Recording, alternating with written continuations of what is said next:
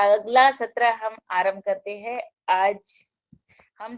आज का हमारा चौथा दिन है, जो हम मुख्य अतिथि हमारे डांग जिले से है, और कुमारी नीतूबेन, डॉक्टर संजू शर्मा जी शायद आज नहीं है, और संदीप भाई जी जुड़ चुके हैं, और हमारे साथ दोनों मुख्य अतिथि और जुड़े हैं। तो आज मैं संदीप भाई को सादर आमंत्रित करती हूँ उनका परिचय देने के लिए। आज हमारे साथ डॉक्टर हम्पी मैडम और डॉक्टर सचिन जी जुड़े हुए हैं, तो उनको सादर आमंत्रित करने का कष्ट करिए आदरणीय संदीप भाई। सुप्रभात मेरे प्रिय परिवारजनों, बहुत अच्छा लगा, बहुत अच्छा लगता है सुबह सुबह हम सब एक साथ जब जुड़ते और हैं। आपका भी चेहरा हंसता हुआ मुस्कुराता हुआ दिखता है, बढ़िया। आपके भी चेहरे पर एक योग करते हैं ये दिख रहा है, ये छवि दिख रही है जी। जी जी, बहुत धन्यवाद। आज असल में आज रंजना बहन आज 5वां दिन है, सोमवार से गिने, और अगर रविवार से गिने तो 6वां दिन है ना। जी तो जी जी, यहाँ हाँ, ना 5वां स्क्रीन दिन है। शेयरिंग थोड़ा सा हमारे संतोष चौरे भाई जी का चल रहा है, थोड़ा संतोष चौरे जी से निवेदन है स्क्रीन शेयरिंग बंद करेंगे तो। हाँ जी, धन्यवाद धन्यवाद। तकनीकी तौर पे तो मैं थोड़ा सा 5 मिनट का समय लूंगा। हम लोग एक बार रिकैप करेंगे कि एक पूरी यात्रा हम लोग मानते हैं, यात्रा में अलग अलग वृतांत है, थोड़ा सा वहां तक पहुंचेंगे तो फिर आज का उसके साथ जोड़ना मेरे लिए आसान रहेगा, अगर आपकी अनुमति है तो। रंजना बहन जी, थोड़ा सा रिकैप करते हुए उसको आज को फिर जोड़ेंगे तो ज्यादा अच्छा रहेगा। जी जी जी, हाँ सर जी। ठीक है जी ठीक है, तो मैं उसको उस तरह से शुरू करता हूँ। देखिए, सबसे पहले हमारे साथी कौशल भाई जी के साथ में आपका परिचय हुआ।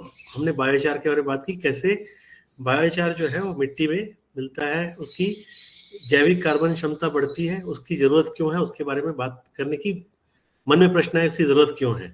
तो वहां से फिर सोमवार को हम लोगों ने बताया कि हम लोगों ने संयुक्त प्रयासों से एक, हम सभी लोग जुड़े आपस में, हमने कुछ सोचा था कि इसको ऐसा करना है, तो किस स्तर पे संभव हो सकता है, सफलता कहाँ पे मिली, तो हमने बताया जिला स्तर पे। ईश्वर की कृपा मानता हूँ कि एक जगह जाकर के इतने वर्षों के बाद प्रयास का स्तर मिला, और उस स्तर की वजह से उस काम को सराहा गया। तो उस काम के बारे में सोमवार को हमने चर्चा की, क्या कर रहे हैं डांग जिले में, क्या कर रहे हैं, क्या हो सका, संभव क्या क्या हो सकता है, और कैसे हुआ, और कैसे हमको इसको आगे लेके चलना है। उसमें गुजरात सरकार की काफ़ी सारी जो संस्थाएं हैं, जैसे गुपका है, Gujarat organic production certification agency का उसकी बड़ी भूमिका है, या फिर गुजरात एग्रीकल्चर कॉरपोरेशन की एक भूमिका है। उनके बारे में हम लोगों ने थोड़ा बताया कि उन्होंने सपोर्ट किया हम लोगों को, क्योंकि इन सब चीज़ों में 3-3.5 साल अगर लगने वाले हैं, और जहाँ बार बार एक बात बताते हैं कि पहले वर्ष में कम साथी थे किसान भाई बहन, धीरे धीरे वो कैसे बढ़े, लेकिन कम में भी कितने कम से कम कितने होने चाहिए, 5,000 7,000, करीबन 40-50-100 गांव मिला के इकट्ठे हो तो काम शुरू हो जाता है, प्रयास सफल होने के संभावनाएं बढ़ जाती हैं। प्रयास हमें ही करना है, और भगवान श्री कृष्ण को उन्होंने पहले ही कह दिया है कि आपको रिजल्ट की कल्पना नहीं करनी है, उसमें क्या, उसका जो भी फल आएगा उसके आपको चिंता नहीं करनी है। तो हर बार की तरह हम इस बार भी उतना ही जूझे, 100% सबने दिया। इस बार लग रहा है अच्छा, क्योंकि हम 2 साल क्रॉस कर चुके हैं। तो वहां से क्या क्या संभावनाएं बढ़ी, मैंने फिर आपको बताया हम लोग क्या सोच के चले थे। हम ये सोच के चले थे कि ग्रामीण रोजगार की बहुतायत चाहिए इस वक्त, क्योंकि युवा वर्ग बहुत बड़ा है। एक काम कुछ ऐसा कर सके जिससे रोजगार पैदा हो ग्राम के अंदर, शहर के अंदर नहीं, ग्राम के अंदर, ताकि वहीं कहीं हाथों हाथ उनको अच्छा मिल सके, और अच्छा बढ़िया मिले। उसको भी मैंने आपको खुल के बताया था कि हम 30,000 प्रति एकड़ को 60,000 करने को नहीं मान रहे थे। हम मान रहे थे कि 1 हेक्टेयर से 3.5-4 लाख रुपए प्रतिवर्ष नगद आमदनी होनी ही चाहिए, वो भी वर्षा आधारित कृषि में, जहाँ पे समुचित पानी का पूरा बंदोबस्त ना भी हो तो भी हम वर्षा आधारित पे कर सके, ऐसी सोच थी। तो वहां से दिमाग में सोचा कि बाजार भाव अच्छा मिलेगा जब सर्टिफाइड ऑर्गेनिक, जब मान्यता के साथ, सर्टिफिकेट के साथ, ऑर्गेनिक के साथ हम आगे बढ़ेंगे। तो ये कल्पना थी पहले, बाद में धीरे धीरे साकार होने लगी। अभी 2 साल हो गए और बहुत हद तक आगे गए।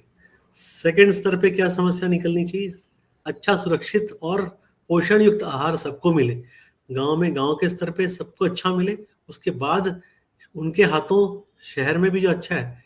तो हम लोग हमेशा ये बोलते हैं ना, अन्नदाता सुखी भव, खाना खाने के पहले हम लोग 3 बार ऐसे खाने को आशीर्वाद देते हैं, अन्नदाता सुखी भव हमारे घर में। तो पहला अन्नदाता कौन? जो इसने उगाया। दूसरा अन्नदाता कौन? जिसने हम तक पहुंचाया। और तीसरा हमारे लिए पकाया। तो जो खाने वाला है उसको, तीनों को ही आभार देना चाहिए। तो दूसरा उद्देश्य क्या था कि अच्छा, सुरक्षित और पोषण युक्त आहार सबकी थालियों तक पहुंचे, ताकि उनकी दुआएं हम सबको, सभी लोगों को अच्छा मिल सके। क्योंकि उनका आशीर्वाद, ये दुनिया में जो भी चल रहा है, मार्केट चल रही है, अनाज बदल गया है, हिंसा वाला आहार आ गया, इसलिए हिंसा बढ़ गई, ऐसा लगता है। क्योंकि जैसा है ना वैसा बन। तो दूसरा उद्देश्य वो। तीसरा उद्देश्य हम सबने कोविड के समय में देखा था कि अगर हम इंटरफेयर ना करें वातावरण के साथ में, मौसम के साथ में, हम ज्यादा हाथापाई ना करें। गाड़ियां चलनी बंद हो गई थी, बहुत ज्यादा गाड़ियां नहीं चलती थी, तो कार्बन डाइऑक्साइड एमिशन बंद हो गया था। तो बहुत जगह पे ओजोन लेयर का पुनर्निर्माण हुआ। तो इसका मतलब ये साफ है कि अगर प्रकृति माँ के साथ साथ चले, उनके दिखाए हुए रास्ते में चले, तो क्लाइमेट चेंज रिवर्सल, यानी कि मौसम बदलाव जो हुआ है, बुरी तरह से हुआ है, वो हम पीछे ले जा सकते हैं। उसको फिर से हम वातावरण को ठंडा कर सकते हैं। तो तीनों चीज किसी एक चीज से संभव होती दिख रही थी। तो हम लोगों को लगा इसको मदद भी मिल रही है, इसको लेके चलते हैं, देखते हैं क्या होता है। वहां से यात्रा शुरू होती है। तो सोमवार को इसके बारे में बात हुई, विस्तृत चर्चा हुई, इसलिए उससे आगे नहीं बढ़ूंगा। फिर मंगलवार को उसके आगे बढ़े और हम लोगों ने चर्चा शुरू की कि थोड़ा सा आप लोगों के साथ में कॉन्सेप्चुअली हम लोगों ने, मतलब एक पूरा परिदृश्य कि अमृत कृषि या प्राकृतिक कृषि या बाकी चीजें, हम लोग जो भी, सभी लोग, हमने से बहुत सारे साथी यहाँ पे, सभी लोग अलग अलग सेट ऑफ प्रैक्टिसेस में, अलग अलग प्रोसेस में काम करते हैं। तो उसको हम अगर इकट्ठा कर लें एक जगह पे, तो कैसे साझा होकर के हम लोग इस प्रक्रिया को आगे बढ़ा सकते हैं। और फिर उसके बारे में थोड़ा सा और विस्तार से हम लोगों ने बात की कि इसमें अलग अलग चीजें आती हैं, कौन कौन से कंपोनेंट हैं, क्या क्या नया नया हुआ है। उसमें आप लोगों ने पूछा भी था, हमने कुछ नया मॉडल निकाला है क्या? तो उसमें से एक नया मॉडल जो है, जो हम लोगों ने निकाला, वो आज आपके सामने विस्तृत रूप से हम्पी बहन और सचिन भाई रखेंगे। फिर तीसरे दिन हम लोगों ने बीज के बारे में, बीज से क्यों शुरू किया? क्योंकि विचार भी एक बीज है। अच्छा विचार बीज बनेगा तो आगे चल के जीवन में उस विचार का ही आदान प्रदान होगा, तो अच्छा ही जीवन आएगा। बीज अगर ठीक नहीं है, वो विचार रूप में हो, चाहे खाद्यान्न के रूप में हो, तो वो अच्छा रूप नहीं लेगा, तो मुश्किल जाएगी। सबने देखा, हम सबका अनुभव है। तो बीज के बारे में, बीज में विश्व का बाजार कितना बड़ा है, क्या क्या कर सकते हैं, कैसे कर सकते हैं, इसके बारे में चर्चा चली, विस्तृत रूप से चर्चा चली। और वो बड़ा विषय है, उसके बारे में फिर कई साथियों से बात हुई कि क्यों हमें जाना चाहिए। और फिर कल पिछले तीनों दिनों को समेटते हुए बहुत सारे तकनीकी प्रश्न, और जिसमें सभी प्रश्नों का जवाब मेरे पास भी नहीं था, क्योंकि हर जगह की परिस्थिति विशेष को देखते हुए ही उनके समाधान खोजने की बात है। पर समाधान है, अभी है, यही है, इसी हमारे परिवार में ही है, ये समझ में हम सबको ही कल आया। उसमें कल बहुत अच्छी तरह से डॉक्टर रोशन लाल राउत भाई जी ने कुछ समझाया, गोबर की खाद के बारे में कुछ बात हुई, ऐसे बहुत सारी बातें हुई, उसको आगे बढ़ाने की बात हुई। और मैंने बार बार चारों दिन एक ही बात कही कि हम लोगों का, क्योंकि एक प्रक्रिया विशेष जो, जिसको हम अमृत कृषि कहते हैं, नेचुरल साइंस कहते हैं, उसी से सारा अभ्यास उसी से रहा।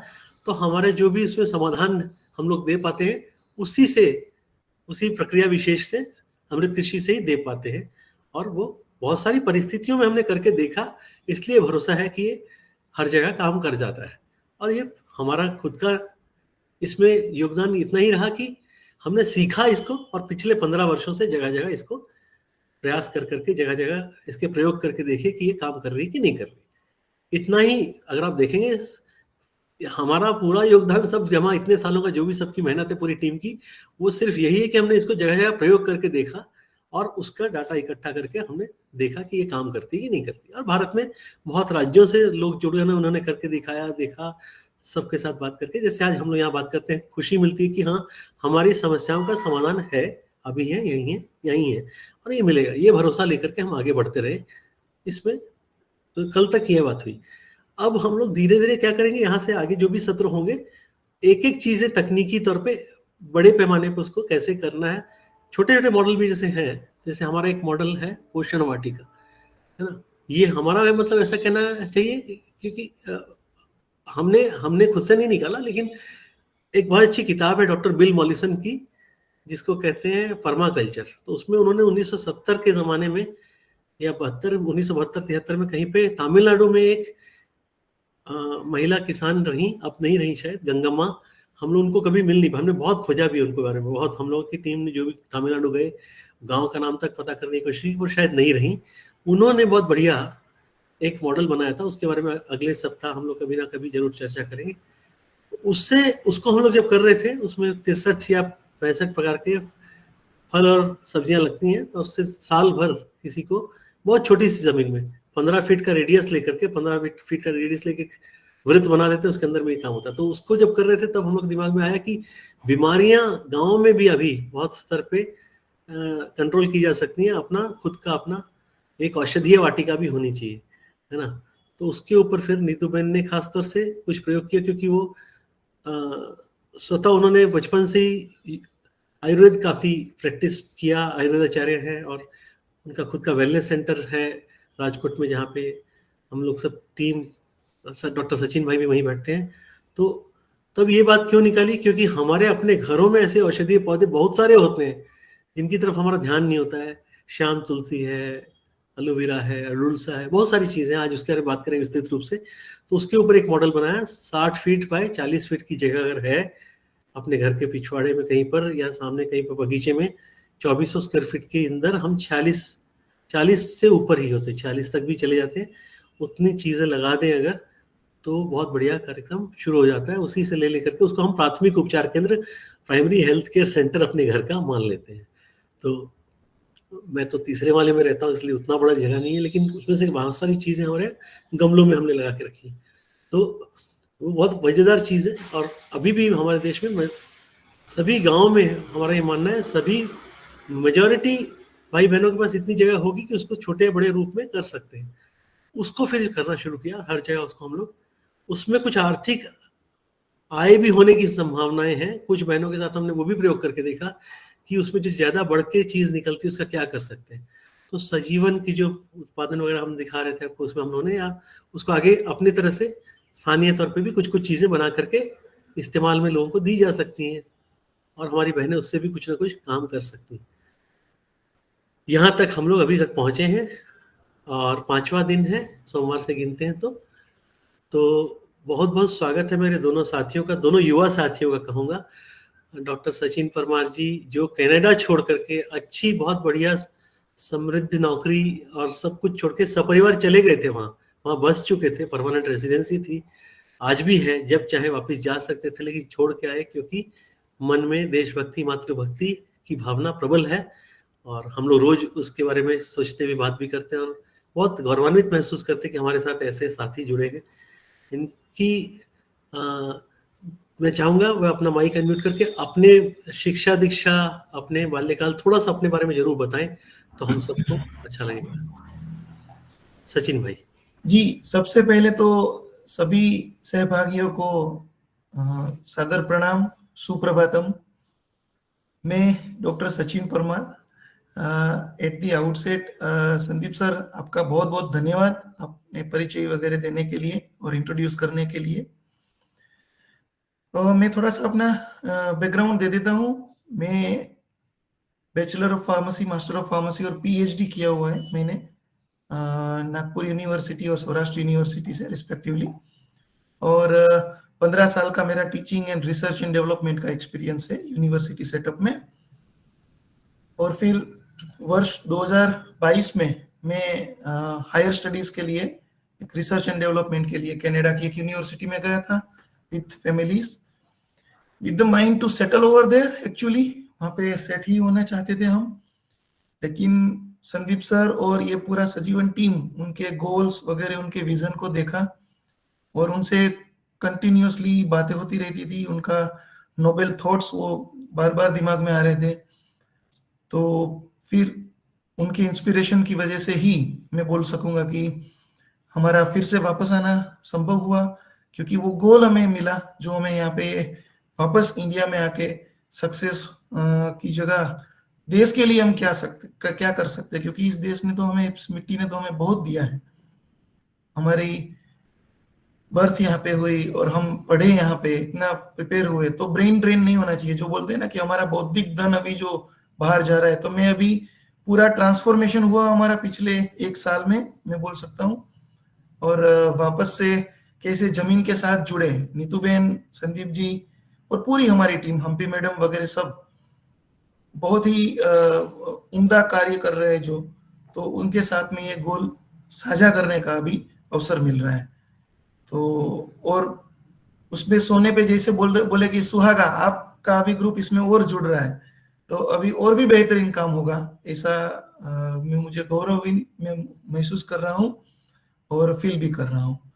तो धन्यवाद सर। धन्यवाद धन्यवाद सचिन भाई।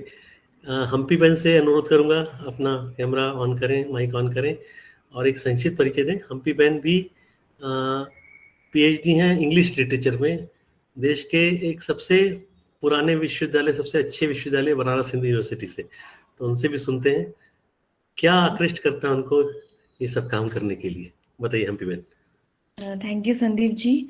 यहाँ सभी को मेरा नमस्कार।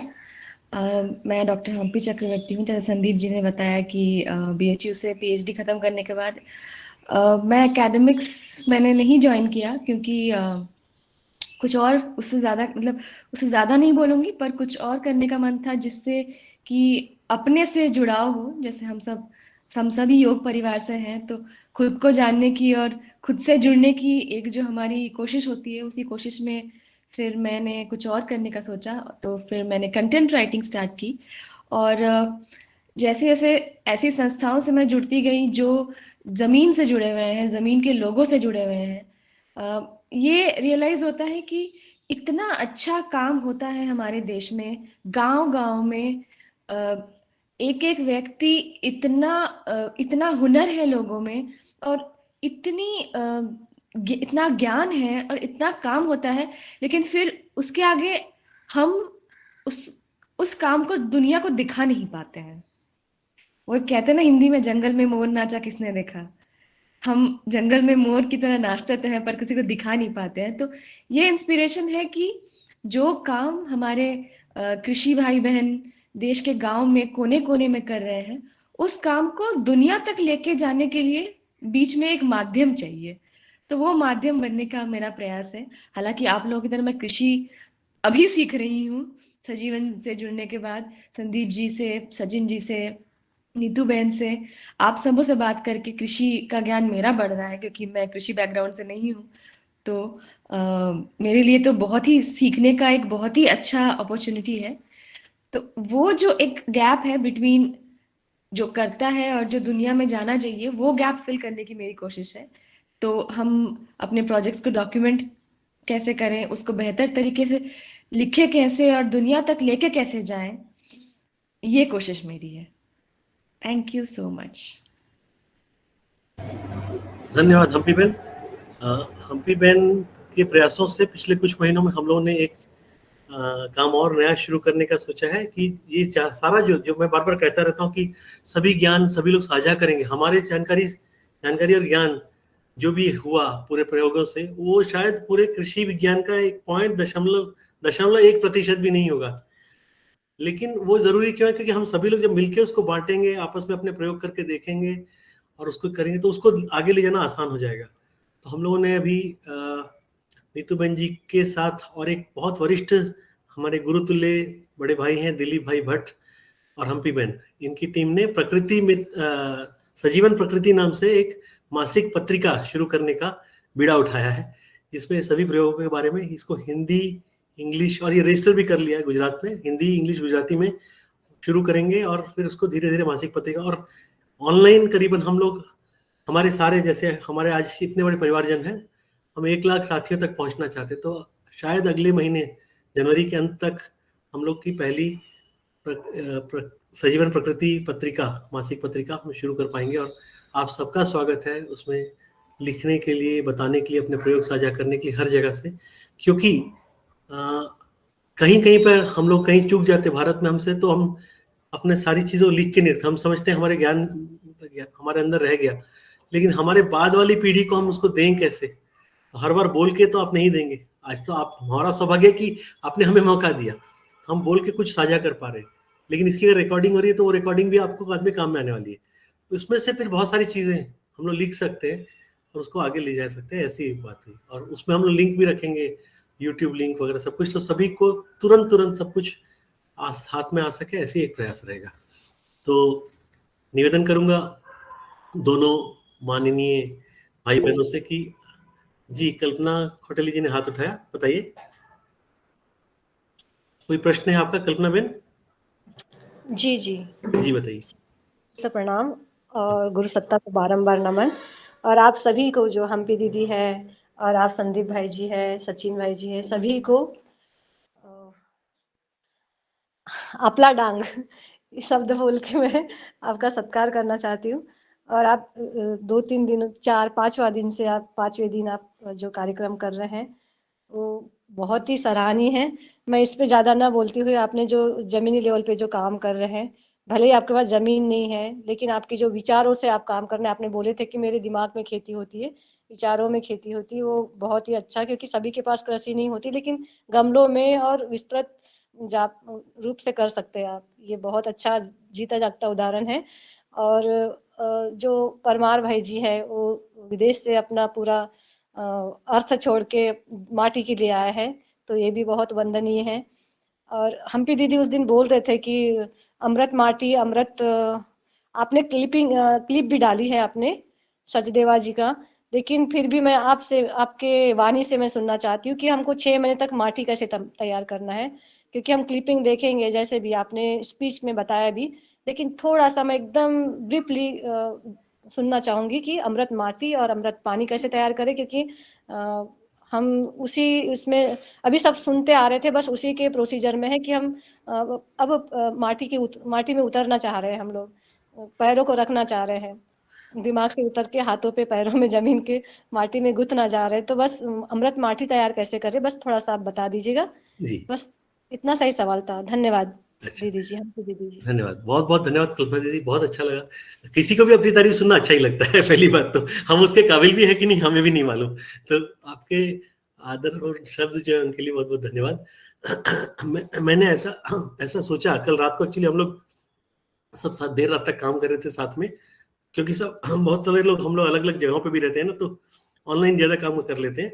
क्योंकि आप लोग की जानकारी के लिए कल का दिन बहुत ही शुभ दिन, ऐसा कहूंगा हम लोग के लिए। करीबन 2-2.25 महीनों से प्रयास चल रहा था कि जो डांग के भाई बहन हैं उनके साथ ऐसी बहुत सारी सब्जी भाजियां बच जाती हैं पैदा करने बाद, खुद खा के स्थानीय तौर पे जब बेच देते हैं, उसके बाद भी, क्योंकि उत्पादन बढ़ता है, सारा प्रयास उत्पादन भी तो बढ़ाने का है ना। कल आप लोगों के आशीर्वाद से एक बहुत बढ़िया कंपनी, बहुत बड़ी कंपनी है, और हम लोगों को भी नहीं पता था, वो काफी बड़े लोग हैं, उनके साथ बातचीत चल रही थी। तो कल शाम को देर रात को ये तय हुआ कि फिर वो उसमें बाजार व्यवस्था भी लाना बहुत जरूरी होता है। तो उनका जो कार्यक्रम है जहाँ पे इतना सब कुछ हो रहा है, उसके लिए हम एक जगह तय कर रहे थे, जो हम लोगों का जो गांव है नेत्रंग के पास में, जहाँ पे हम लोगों का अपना ऑफिस, वहाँ पे सारी टीम बैठ के काम करती है साउथ गुजरात की। हम चाह रहे थे वहां पे उनका कलेक्शन सेंटर बने, ताकि किसान को वहीं पे अच्छा बाजार हो, वहीं मिल सके। आमतौर पे कंपनियां क्या करती है, तकनीकी तौर पे बता रहा हूँ, तकनीकी तौर पे क्या होता है कि वो वहां से ले लेते हैं, वेट भी ले लेते हैं, कच्चा भाव लिख देते हैं, लेकिन वो वेट माना नहीं जाता, और वहां से गाड़ी में डाल के अगर मान लीजिए अहमदाबाद ले गए, बंबई ले गए, वहां पे अब होता क्या है, सब्जियों के साथ खासतौर से क्या होता है, हर 8 घंटे में सब्जी की शक्ल बदल जाती है। मतलब अभी मैं जो ताजा लेके आया हूँ, इसका मुझे जो भाव मिलेगा ना, इसको 8 घंटे बाद उसमें जरूर एक तो कुछ नुकसान होगा। वो नुकसान किसका होगा? निश्चित रूप से अगर वो भाव, उसको हम अंग्रेजी में जो रिसीट बोलते हैं, मैंने सामान रिसीट प्राप्त कर लिया किसान के नाम पे, वहीं पर्ची फाड़ दी अगर, तो पहले सारी कंपनियां क्या करती है, बंबई ले जाएंगे, दिल्ली ले जाएंगे, वहां के भाव से पर्ची फाड़ेंगे, बहुत नुकसान हो जाता है, उसको 4-8 आना भी नहीं बचता है प्रति किलो हिसाब से। हाँ जी, बहुत बढ़िया। यहाँ पे मुनीलाल भाई ने बहुत अच्छा एक मैसेज दिया है, ये बहुत अच्छी बात है, आज 950वां दिन पार कर गए हैं। वाह, सभी पूरे युगार परिवार के लिए बहुत बहुत शुभकामनाएं। बहुत अच्छा है, ये तो मजेदार। मतलब हम 3 साल के नजदीक हो जाते हैं, अगर आप देखें तो तीसरा साल आने वाला है, तीसरा साल खत्म होगा। उन्होंने लिखा, कोरोना काल से लगातार बिना गैप के आज 950वें दिन पार कर रहे हैं। योगा हर कार्यक्रम में उपस्थित योग शिक्षक, चीफ गेस्ट, सामाजिक कार्यकर्ता, वरिष्ठ मार्गदर्शक, वैज्ञानिक, अन्नदाता किसान भाई बहनों का योगाहार परिवार पतंजलि किसान सेवा समिति आप सबका स्वागत वंदन अभिनंदन करते हैं। सजीवन परिवार की तरफ से भी स्वागत वंदन अभिनंदन सबका, बहुत बहुत बढ़िया। इससे अच्छा तो कुछ मुझे लगता है ये भी एक विश्व स्तर का रिकॉर्ड बनेगा योगाहार परिवार का पतंजलि कृषि सेवा समिति के नाम से, कि सबको Guinness book of world record और लाखों करोड़ों भारतीयों के हृदय में आपको जो अभिनंदन मिलेगा इसकी वजह से, वह बहुत ही सराहनीय प्रयास है। जिनका भी है उन सभी महामनाओं को हम सबका भी बहुत बहुत प्रणाम। तो वापिस आते हैं, मैं ये बात कह रहा था कि सॉरी मैं भूल ही गया क्या कह रहा था। का भाव बंबई और बड़े हाँ, शहरों में तय होता है, तो ये वो तय आप होने बोल- उससे किसान समुदाय को बहुत नुकसान हो जाता है।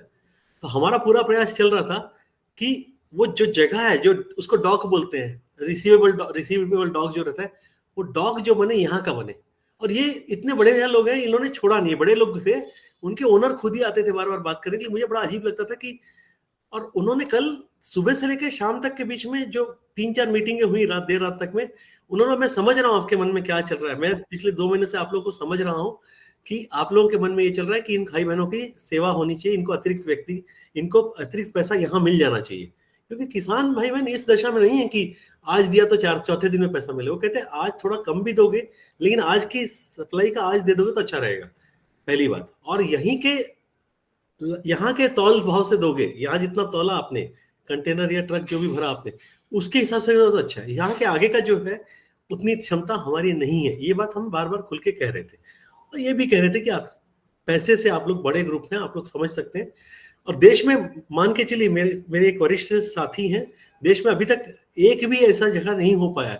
मैं खुद राष्ट्रीय डेयरी विकास बोर्ड में काम करता था, तो वहाँ सफल नाम से, आपने सुना, सफल नाम से सब्जियों का, फलों का काम होता है। तो हमारे एक बहुत वरिष्ठ साथी हैं, और 65 से 70 वर्ष के बीच की आयु वाले, उन्होंने 30 साल सिर्फ इसी कार्यक्रम में अलग अलग बिताए। उन्होंने कहा, संदीप जी, एक जगह हम लोग मिलके करा पाए ना, तो पूरे देश का नाम गौरव हो जाएगा कि हाँ कर रहे हैं, जहाँ पे किसान भाई बहनों के हाथ में सही में अच्छे सर्विस मिल रहा है। जैसे दूध में हो गया, लेकिन इसमें हो नहीं रहा था। आज आप लोग के आशीर्वाद से मुझे लगता है ये पिछले 5-6 दिनों में बहुत तेजी से आगे बढ़ा, और कल शाम को देर रात तक ये सब काम चला। तो उन्होंने माना कि हाँ, हम लोग आपके उसी गांव में, हाँ, वो तालुका स्तर भी नहीं है, तहसील स्तर भी नहीं है, एक गांव है जहाँ पे हम लोग का वो पूरे गांव में, हमने उनको ये बोला कि हम आपको जगह दिला देंगे, सब कुछ कर देंगे, रेंट आपको बहुत सस्ते रेंट में हो जाएगा, लेकिन आपकी गाड़ी यहाँ आके यहाँ का तौल लेना चाहिए, और उस दिन का वहीं हो जाना चाहिए। सब तो इनको अच्छा लगेगा। तो आप लोग का आशीर्वाद बना रहे, मैं ये समझता हूँ वो चल रहा था। तब हम लोग ये बात कर रहे थे, तो ये तय किया था। अब कल्पना बहन जी सोच रही होंगी इसका उनके प्रश्न से क्या लेना देना है। तब हम लोगों ने उसके बाद 2 घंटे तक ये भी चर्चा की कि आज का कार्यक्रम, और ये बहुत अच्छा, यहाँ पे रंजना बहन ने मैसेज डाला, उसको भी पढ़ देता हूँ, 1 मिनट। आदरणीय श्री पवन कुमार सर और आदरणीय श्री मुनीलाल भाई साहब जी के नेतृत्व में ये योगाहार कार्यक्रम नियमित चल रहा है। ये हमारा एक सुंदर परिवार है। ऐसे नेतृत्व को बहुत बहुत प्रणाम, साधुवाद, क्योंकि किसी भी इस तरह के कार्यक्रम में शुरुआती दौर से लेकर के आज तक इसको 950वें दिन तक लाने में जो नेतृत्व करते हैं पवन कुमार भाई जी, मुनीलाल भाई जी को साधुवाद। क्योंकि ये सोचना, एक तो सुंदर सोच है, कितनी इतना बढ़िया प्रयास है, और उसको आप सोचिए 950वें दिन तक लेके आए। फिर वापस आता हूँ कि करना कल्पना बहन का जो क्वेश्चन था उसके लिए, तो कल हम लोगों ने पूरा तय किया कि इसको कैसे करेंगे। कि अमृत कृषि में मेरे हिसाब से 6 या 7 टेक्निकल कंपोनेंट हैं, जो छोटी छोटी 2-2 मिनट से लेकर के 7-7 मिनट की 7-8 फिल्में हैं, जो हम लोगों ने कल सबसे अच्छी जो हम लोगों ने बनाई आज तक, वो पूरे खोज के नीतू बहन जी, मैं, हम लोग सब लोगों के पास, क्योंकि दीपक भाई के साथ जब हम काम करते थे तो उनका भी प्रयास रहता था, उनको हम लोगों ने पहली बार मनाया हाथ जोड़ के कि फिल्म बनाने दीजिए, क्योंकि फिल्म नहीं बनेगी तो दुनिया तक पहुंचाने में मुश्किल हो जाती है कई दफे इसको, क्योंकि वो उतना ज्यादा यूट्यूब और वो सब नहीं मानते थे। वो आप समझ सकते हैं, बुजुर्ग व्यक्ति, उनके मन में ये कि हाँ मैं तो बैठा हूँ, आपको बता तो रहा हूँ, हाथ से करके दिखाना हो, चलो उठो। अच्छा, मैंने सबसे ज्यादा डांट खाई होगी शायद, मेरा सौभाग्य ये है कि हमारे पूरे ग्रुप में सबसे ज्यादा डांट शायद नीतू बहन ने, हम लोगों ने खाई होगी, इसलिए शायद हम लोग को ज्यादा इसको करना अच्छा लगता है। हम लोग भी जिद्दी लोग हैं थोड़े से। तो 6-7 जो फिल्में, एक तो कल्पना बहन जी वो निकालनी है, और वो छोटी छोटी है, उसमें वो कैसे चलता है, उसका फ्लो कैसा है, उसका प्रक्रिया कैसे चलती है। पहले हम आपको अमृत जल बनाना सिखाएंगे, 1.5-2 मिनट की फिल्म है, उसके बाद फिर चर्चा कर लेंगे इसमें क्या फायदा, कैसा, जितने तमाम आपके तकनीकी प्रश्नों के उसका जवाब देंगे। फिर दूसरा जाएंगे, इससे हम लोग अमृत जल से क्या क्या प्रयोग कर सकते हैं, बीज उपचार कर सकते हैं, ताकि, क्योंकि उनके बारे में मैंने शायद आपको बताया था, बीज के बारे में बताया था कि भारत में अगर हम 100 बीज लगाते हैं दालों के, उसमें से मात्र 52 बीज ही अंकुरित होते हैं। तो क्या होता है, बाकी जो 48 बीज अंकुरित नहीं हुए, उतना नुकसान हो जाता है, उस सीजन का नुकसान हो जाता है। क्योंकि वो 48 बीज जो अंकुरित होते हैं, तो उसका आप सोचिए कितना, एक एक बीज से एक एक पौधा और कितने किलो दाल। वो मात्र दाल का हमने आकलन किया था दीपक भाई ने बैठ करके 2010 में। वो जो दालों का नुकसान होता है भारत को, वो 43 मिलियन डॉलर्स का प्रतिवर्ष का होता है। दालों का एक सीजन होता है दलहन का, तो 43 मिलियन डॉलर्स का वो नुकसान 2010 में हो रहा था। 13 साल बाद तो और ज्यादा होता होगा। आप सोचेंगे मैं रुपए में क्यों नहीं बोलता, क्योंकि उस टाइम हम लोगों के बहुत सारे प्रेजेंटेशंस और बहुत सारा डाटा शेयरिंग चलता था FAO के साथ में या फिर बाकी लोगों के साथ में, तो उनको अंतरराष्ट्रीय मुद्रा में कन्वर्ट करके बताना पड़ता था, इसलिए वो होता है। तो वो ये सब होता था। तो उससे क्या क्या इस्तेमाल होता है अमृत जल का, वो हो गया। फिर उसके बाद अगला कदम लिया, इससे अमृत मिट्टी कैसे बनती है। तो पूरी प्रक्रिया वीडियो में जब आप देखेंगे, कैसे कहाँ बायोमास कैसे इस्तेमाल करते हैं, अमृत जल कैसे इस्तेमाल करते हैं, कौन सा बीजों का षडोपचार होता है, कैसे होता है, 10 मिनट से ज्यादा नहीं है, देखेंगे तो समझ में आएगा। फिर वहां से प्रश्न उत्तर, फिर वहां से आगे बढ़ेंगे थोड़ा सा जो अलग अलग पोषण वाटिका का मॉडल है सबसे छोटा, उसमें कैसे अमृत मिट्टी का इस्तेमाल होता है।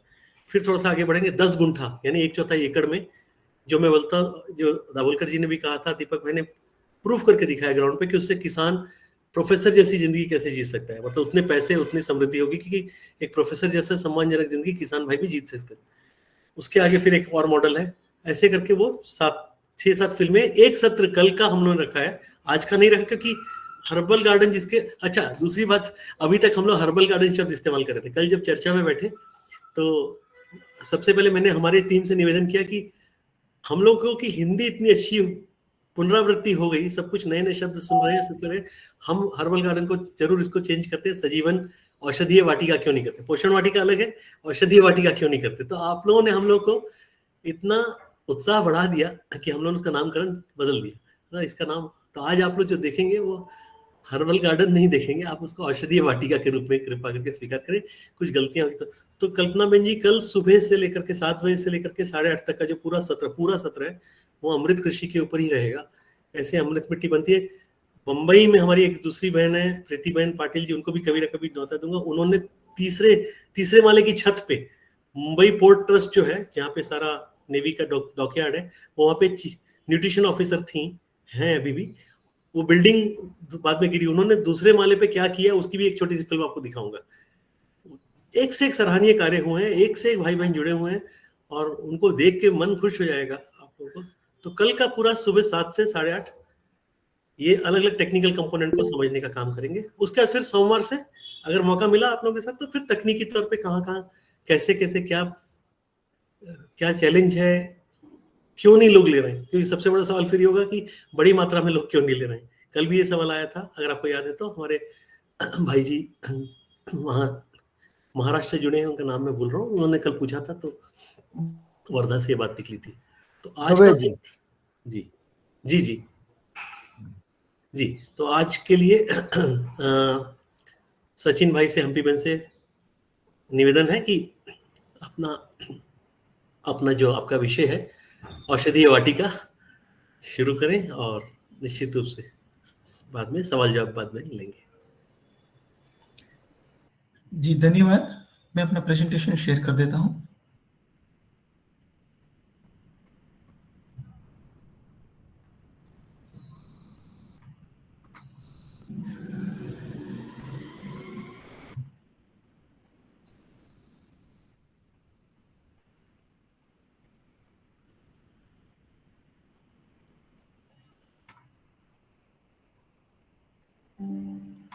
मेरी आवाज सुनाई दे रही है?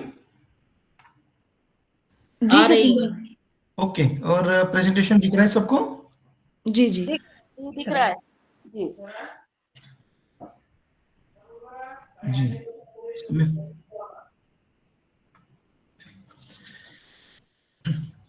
ओके, तो सभी सहभागियों को नमस्कार मेरा। और जैसे संदीप सर ने बताया, अभी हमने कल ये वर्ड बहुत ही आपसे प्रेरणा लेके, इतनी बेहतरीन हिंदी सुन के हमने भी ये कॉइन किया है वर्ड कि औषधीय वाटिका यानी हर्बल गार्डन। उसके बारे में अभी हम आज थोड़ा सा जानेंगे। तो सबसे पहले हमारे जो प्रेरणा स्रोत है श्री दीपक सचदे जी, तो ये पूरा जो भी हम ने अभी प्रयोग किया है वो उनका एक्चुअली प्रयोग है, हम तो सिर्फ उसको एग्जीक्यूट कर रहे हैं, हम उसको सिर्फ बता रहे हैं आपको, और हमने जो अनुभव किया है वो आपसे सिर्फ साझा कर रहे हैं। तो उनको याद करते हुए हम आगे बढ़ते हैं। तो सबसे पहले तो ये औषधीय वाटिका क्या है? ये एक छोटा सा 20 फीट बाई 30 फीट एरिया का एक मैजिकल ऐसा मॉडल है, एक ऑर्गेनिक हर्बल गार्डन जिसको मेडिसिनल प्लांट या औषधीय वनस्पतियां जिसमें उगाई जाती है 30 से ज्यादा, इतने से छोटे से एरिया में। और ये पूरा मैंने जैसे पहली स्लाइड में बताया कि ये प्रेरणा स्रोत है हमारे दीपक भाई सचदे जी का, जो कि कृषि ऋषि भी है, और हम पिछले कई दिनों से उनके बारे में ही जो मॉडल्स वगैरह बातें सुन रहे हैं। तो उन्होंने प्रैक्टिकल करके जो बताया छोटे से एरिया से भी कितना प्रोडक्शन हो सकता है, वो हम थोड़ा अभी इसमें जानेंगे। तो ये कैसे काम करता है? तो इसके 4-5 स्टेप हैं। सबसे पहला तो ये है कि जो हर्बल गार्डन है उसके प्लानिंग और जो मिट्टी तैयार करना, ये सबसे पहला स्टेप है इसमें। जिसके बाद में जो भी सीड्स या जो सेपलिंग्स, जो भी पौधे छोटे छोटे हैं उसको लगाना, यानी लोकल प्लांटेशन, हर्ब प्लांटेशन, वो दूसरा स्टेप है। जिसके बाद में फिर रिसोर्स को मैपिंग करना और कैलेंडर, सीजनल कैलेंडर क्रिएट करना, और उसके बाद में उसका मैनेजमेंट हर्बल गार्डन का। तो ये 5 स्टेप्स में पूरा प्रोसेस होता है। अगर हम इसको मैप में देखें, एक नक्शे में देखें, तो जैसे आपको दिख रहा है आपके स्क्रीन पे 20 फीट बाई 30 फीट का, यदि आप देखें तो ये 20 फीट चौड़ा, 30 फीट चौड़ा और 20 फीट ब्रॉड है। और इसमें अलग अलग पौधे, 30-31 पौधे अलग अलग जो मेडिसिनल प्लांट है वो इसमें लगाते हैं। इसमें अमृत मिट्टी और अमृत जल का प्रयोग भी करते हैं, जिसकी क्लिप्स वगैरह कल आपको, जैसे संदीप सर ने बताया, कल उसको डेमोन्स्ट्रेट करेंगे पूरा। थोड़ी सी बात आज भी मैं बता दूंगा उससे रिलेटेड। तो इसमें जो आप ये येलो कलर के सर्कल्स देख रहे हैं, इसमें ये हल्दी के हैं। ये रेड कलर के जो सर्कल्स है ऊपर, वो अदरक के हैं, और जो ब्लू कलर के हैं वो भी एक अदरक की दूसरी प्रजाति है, गलांगल अदरक, उसके हैं। उसके बाद में ये जो ABC वगैरह है वो राइट साइड में आपके पूरा दाहिनी ओर ये पूरा नोमेनक्लेचर दिया हुआ है लीजेंड्स के तौर पे। A यानी क्या है, B यानी क्या है, ये एक्चुअली गुजराती में लिखा है, लेकिन इसको हिंदी में भी कन्वर्ट करके अभी नेक्स्ट स्लाइड में मैं दे रहा हूं आपको, तो आपको क्लियर कट आइडिया हो जाएगा। और ये कोकोनट ट्री है जो ग्रीन कलर के चारों कोने पे लगे हुए हैं। तो इस हिसाब से ये एक बेहतरीन मॉडल जैसा आपको डिस्प्ले में है। अभी आगे बढ़ने से पहले हम एक छोटा सा वीडियो क्लिप देख लेते हैं। जो हमने ये अभी चार्ट देखा, वो चार्ट ग्राउंड लेवल पे, एक्चुअल लेवल पे कैसा दिखता है, वो इसमें 2.5 मिनट में आपको पता चल जाएगा। अभी नमस्ते मित्रों, मैं हूं यश। आपको आवाज आ रही है? मित्रों, मैं हूं यश। जी आ रही है। जी आ रही है सचिन जी। वीडियो की आवाज, हाँ ठीक है, थैंक यू। वीडियो की आवाज नहीं आ रही, वीडियो की नहीं आ रही। नहीं आ रही है ना वीडियो की आवाज। और आज मैं आपको दिखाने वॉल्यूम जा थोड़ा बढ़ा दीजिए सचिन रहा जी। हूं 30 फीट का मॉडल। और ठीक है,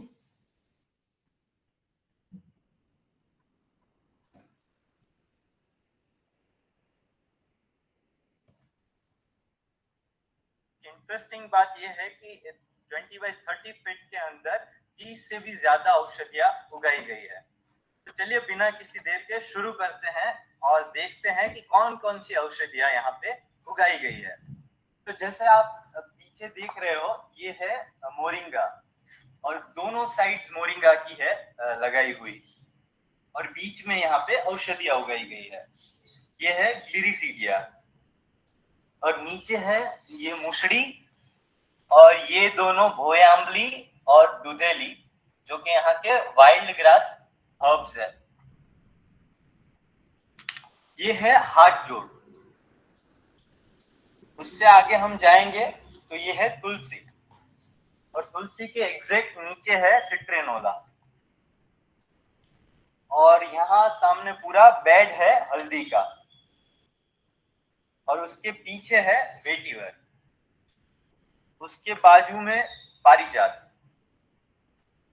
और यहाँ पे आते हैं हम, इस साइड तो नॉर्वेल है, उसके बाजू में यहाँ पर है जीवंती जो कि अक्सिर है आंखों के लिए। उससे आगे हम जाएंगे तो ये ब्राह्मी है, और इस साइड आएंगे तो ये अजमा, ये चनौटी है, और ये जो बेड्स है वो दोनों आदू और गलांगल आदू, अदरक और गलांगल अदरक के बेड्स हैं। फिर ये है गड़ा, ये है मीठा नीम जिसको हम कड़ी पत्ता कहते हैं। ये है नागरवेल के लीव्स, मतलब नागरवेल, और ये है ब्लैक पेपर, मतलब जो मरी कहते हैं हम। ये है लेमन ग्रास, उसके बाजू में है पान फोड़ी, पत्थर फोड़ी भी कहते हैं। और फिर इस साइड आते हैं तो ये है एलोवेरा, जो आप में से बहुत सारे लोग जानते हैं। ये है गोला काजरी, और ये है नारियल। तो ये है 20 बाय 30 फीट में 30 से भी ज्यादा औषधियां, और मैं 2 मिनट में सारी दिखा भी नहीं पाया हूं।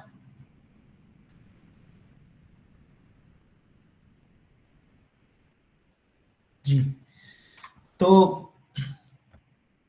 ये आपने देखा वीडियो, मेरी आवाज सुनाई दे रही है सबको? जी जी जी जी भाई साहब जी। ठीक, तो ये हमने देखा कि उसमें ये 2.5 मिनट का जो छोटा सा वीडियो है, उसमें ग्राउंड पे एक्चुअल लेवल पे ये हर्बल गार्डन कैसे दिखता है और क्या अरेंजमेंट है उसकी, जो हमने चार्ट में अभी देखा।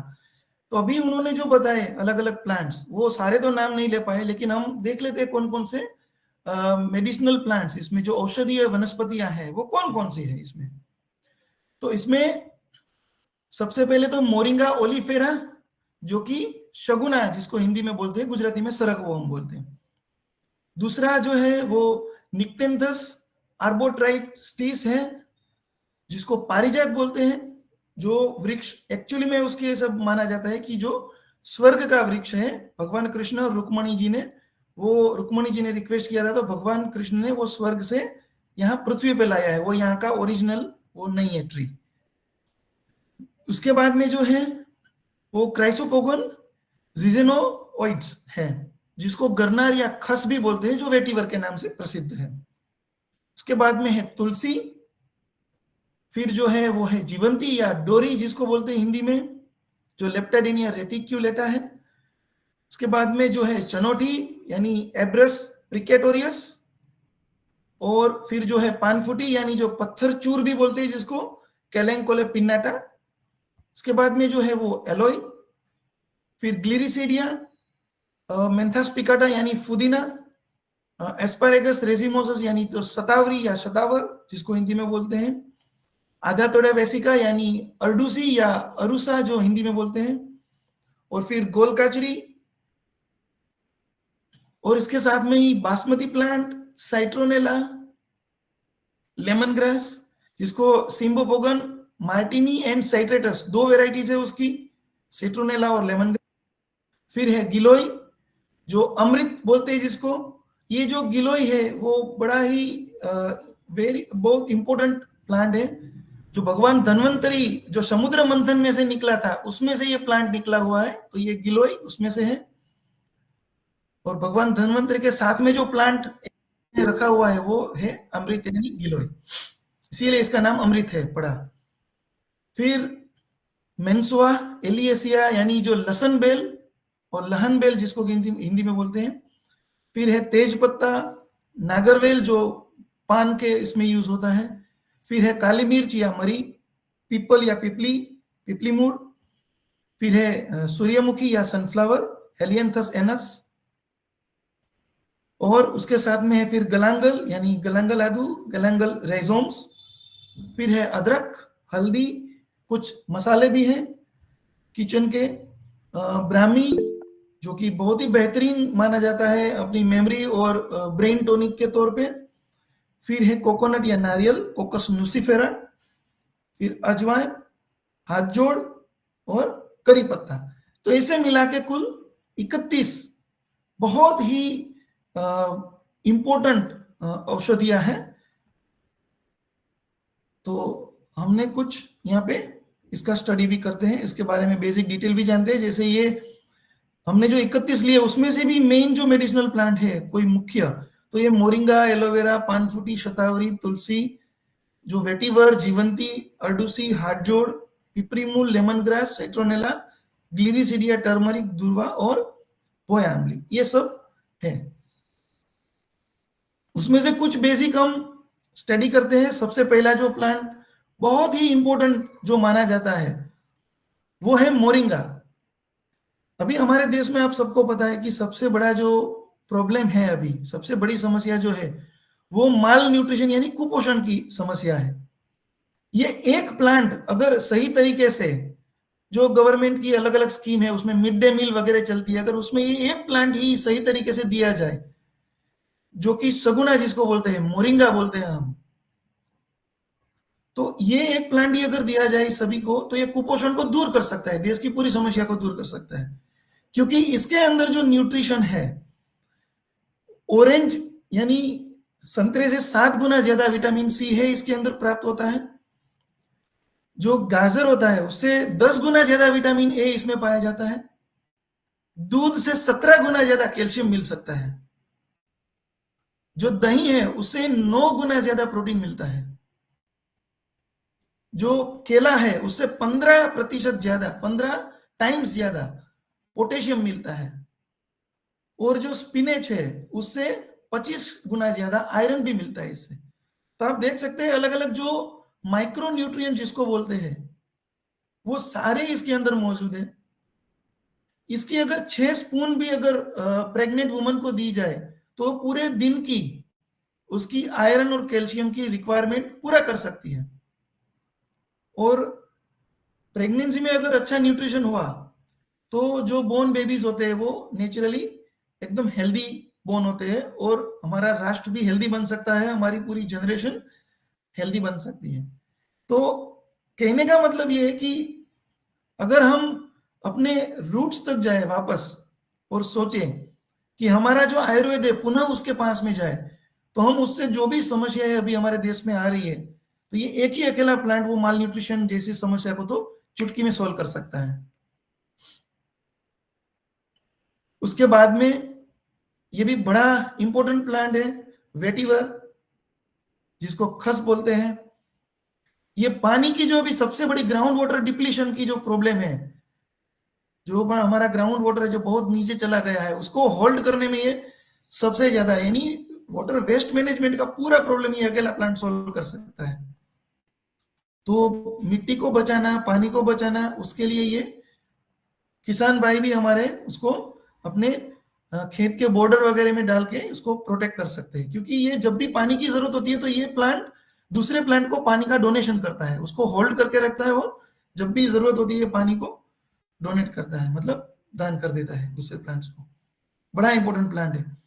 इसके काफी हेल्थ बेनिफिट्स भी है। इसको पानी में डालते हैं तो वो ब्लड प्यूरिफायर वगैरह, यूरिनरी एक्सक्रीशन यानी हमारे यूरिनरी सिस्टम को भी बहुत अच्छे से काम में आता है। वो हार्ट को प्रोटेक्ट करता है, कार्डियक बेनिफिट्स है इसके।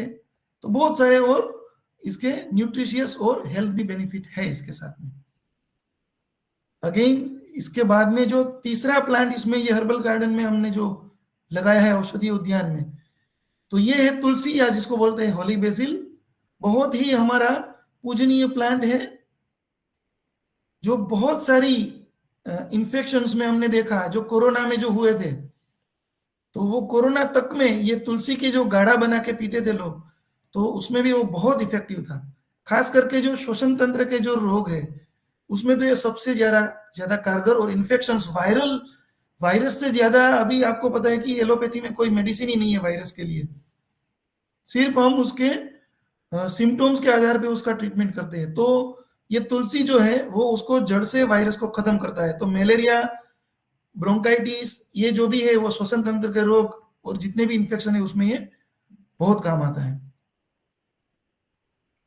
फिर इसके बाद में है ये लेप्टाडिनिया रेटिकुलेटा, जिसको बोलते हैं हम डोडी या डोरी, जीवंती। अगेन यूं माना जाए कि ये पृथ्वी के ऊपर एक आंखों के लिए संजीवनी है। जो भी इसका नियमित रूप से सेवन करता है, ना तो उसको कोई तकलीफ कभी होती है। पहले के जमाने में हमारे पूर्वज, हमारे एंसेस्टर्स जो भी है, वो इनको रेगुलर अपने खेतों में जो उगी हुई थी उसकी जो डोडी फ्रूट जो होता है वो खाते रहते थे। और हम सबको पता है उनकी आंखों की रोशनी 80-90 साल तक एकदम तेज रहती है, कोई भी उनको आंखों की प्रॉब्लम होती नहीं है। तो उसका रीजन, उसके पीछे का साइंस जो है वो इसको माना जा सकता है कि ये है। उसके अलावा वो श्वसन तंत्र और स्किन के जो इन्फेक्शन है उसमें भी बहुत ज्यादा फायदेमंद है। तो ये जो हर्बल गार्डन की अलग अलग औषधियां हैं, और उसके कुछ किचन से, जैसे नीतूबेन ने बोला कि आपका किचन ही आपको स्वस्थमय रखे, ये हमारा मोटो है। तो हमारे साथ में जो भी एक पूरा बहनों का ग्रुप जुड़ा हुआ है, जिसमें विद्या बहन है, तो वो इसके बारे में अभी बताएंगे। एक मैं वीडियो शेयर करूंगा, वो पहले इसके प्लांट्स के बारे में थोड़ा आपको बताएंगे, इसका साग श्रेष्ठा वगैरह क्यों बोलते हैं इसको, और उसके बाद में एक रेसिपी जो हमारा ऑलमोस्ट अभी रूटीन है रोज का, कि हम 1 या 2 रेसिपीज तो जरूर वीडियो में देखते हैं, ताकि सबको थोड़ा टेस्ट बर्ड्स, हमारे जो है स्वाद तंतु, वो थोड़ा स्टिम्युलेट भी हो जाए। तो मैं अभी इनवाइट करता हूं विद्या परमार को, वो आके थोड़ा जीवंती के बारे में बताए, और बाद में फिर जब वो बोलेंगे तब मैं ये वीडियो प्ले करूंगा। सभी को मेरा सादर नमस्कार। आप सभी ने मुझे ये मौका दिया, उसके लिए बहुत बहुत धन्यवाद। जीवंती के बारे में सचिन भाई ने जो बताया, उससे कहीं ज्यादा ये जीवंती है। तो जीवंती का नाम देखो, पहले के जमाने में हमारे आयुर्वेदाचार्य थी, वो कम शब्द में भोजपत्र में या ताड़पत्र में उसको एक्सप्लेन कर देते थे। उसके पास इतना समय नहीं था और इतना डॉक्यूमेंटली अवेलेबल नहीं थी, तो वो कम शब्दों में उसका नाम देके उसको डिस्क्राइब करते थे। तो जीवंती का नाम देखो तो आपको उसको नाम में ही उसको पता चल जाएगा कि ये क्या है।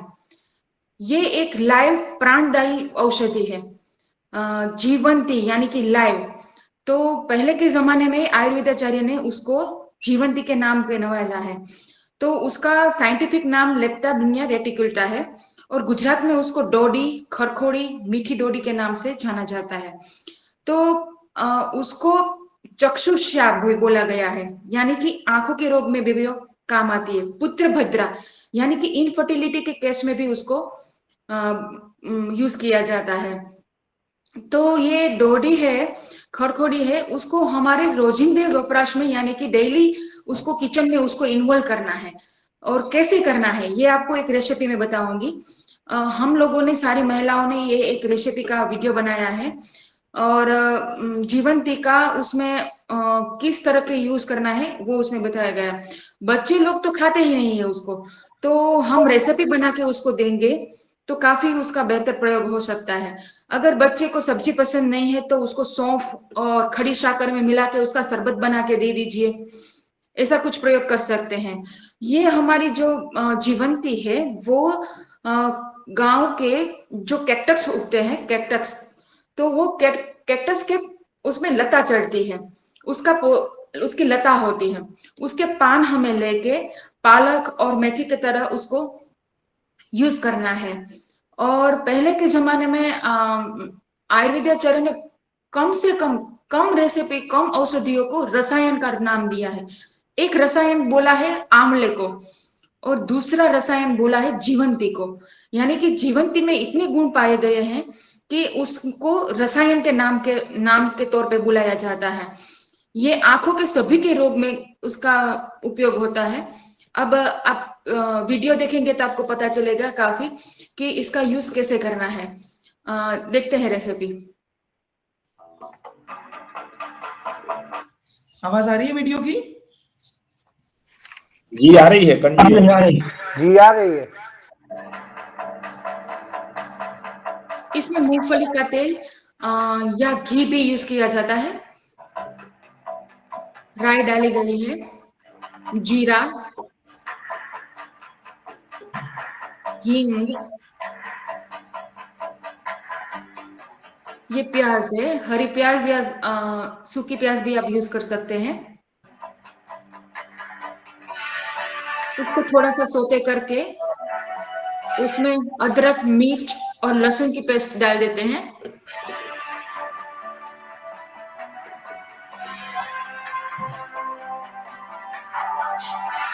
सब अच्छी तरह से सोते हो जाए उसके बाद टमाटर की पेस्ट डालेंगे।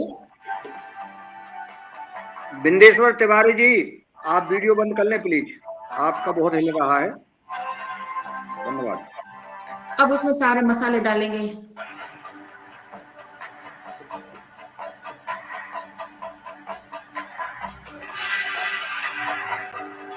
अब ये जीवंती को धो के छोटी छोटी काट के उसमें डाला है।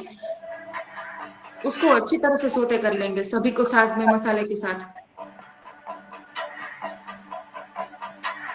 और लास्ट में हम डालेंगे सेंधा नमक।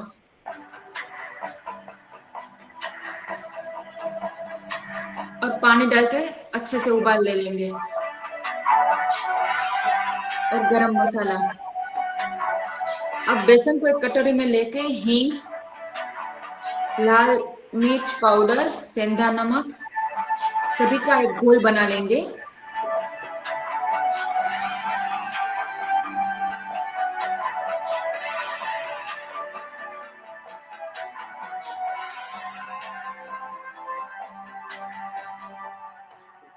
और इसकी छोटी छोटी पुड़िया बना के डाल देंगे।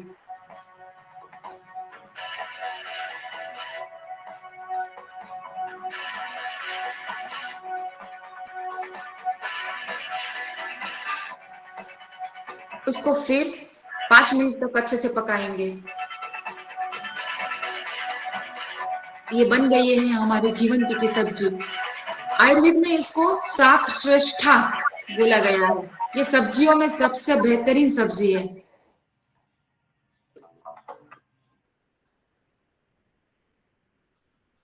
बहुत ही बढ़िया। और इसके बाद में मैं आपसे रिक्वेस्ट करूंगा कि ये हाथ जोड़ के बारे में भी आप थोड़ा इंपॉर्टेंट पॉइंट्स बताएं। हाँ, हाथ जोड़ संधिवा के रोग में यानी कि जॉइंट पेन के काम में बहुत यूज होता है। और उसमें कैल्शियम ज्यादा पाया जाता है। और ये देखो तो एक इंच के देखो हमारा स्पाइनल कोड जैसा इसका शेप है। थोड़ी कोड आएंगे, फिर बीच में उसके पत्ते आएंगे, फिर से कोड जैसा आएगा। तो आजकल देखो तो हड्डियों की और कैल्शियम की डेफिशिएंसी की समस्या बहुत होती जा रही है। तो इसका हम पाउडर बना के ले सकते हैं, जूस बना के ले सकते हैं, 5 ml से ज्यादा नहीं। और इसका जूस दूध के साथ सेवन करना है।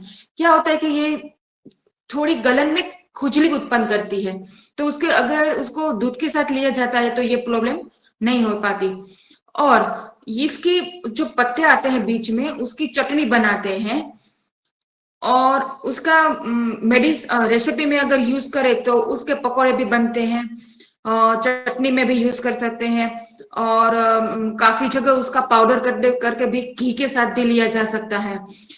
नीतू बेन उसको औषधि के रूप में अगर हड्डियों का प्रॉब्लम होता है तो घी के साथ बना के उसकी रेमेडीज बना के वो देते हैं। पहले के जमाने में इसके पत्ते होते वो गाय को भी खाने के लिए देते थे, क्योंकि उसके हड्डियों की समस्या नहीं होती कभी भी। तो ये त्रिदोष कफ भी निकाल देती है बॉडी में।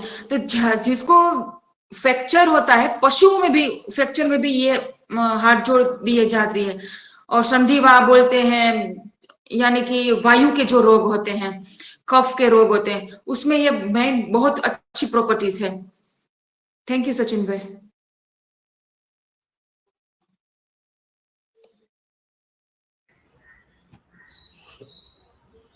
म्यूट है आप। दीदी आपने तो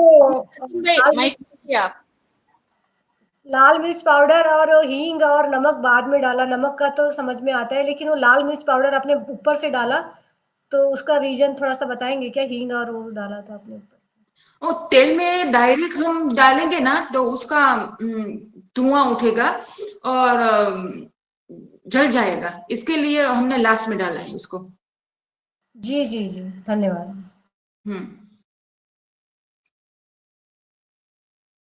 जी परमार भाई माइक ऑन करिए।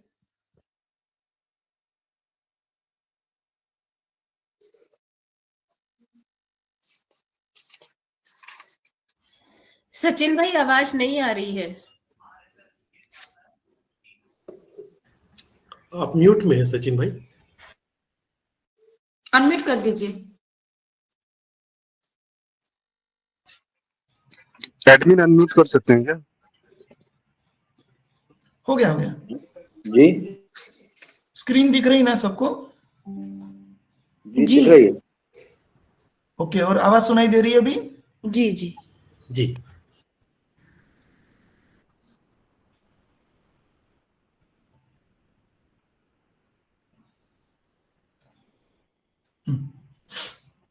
तो सबसे पहले तो धन्यवाद विद्या जी, आपने बहुत अच्छे तरीके से दोनों औषधीय वनस्पतियों को बताया और उसका तुरंत कैसे अच्छे से यूज करें अपने किचन में वो भी बताया। नीतू बेन का जो विजन है कि किचन से हमारी हेल्थ अच्छी हो, आपका किचन ही आपका मेडिसिनल हेल्थ का रीजन है, ठीक है, आपका सीक्रेट वही है अच्छी हेल्थ का।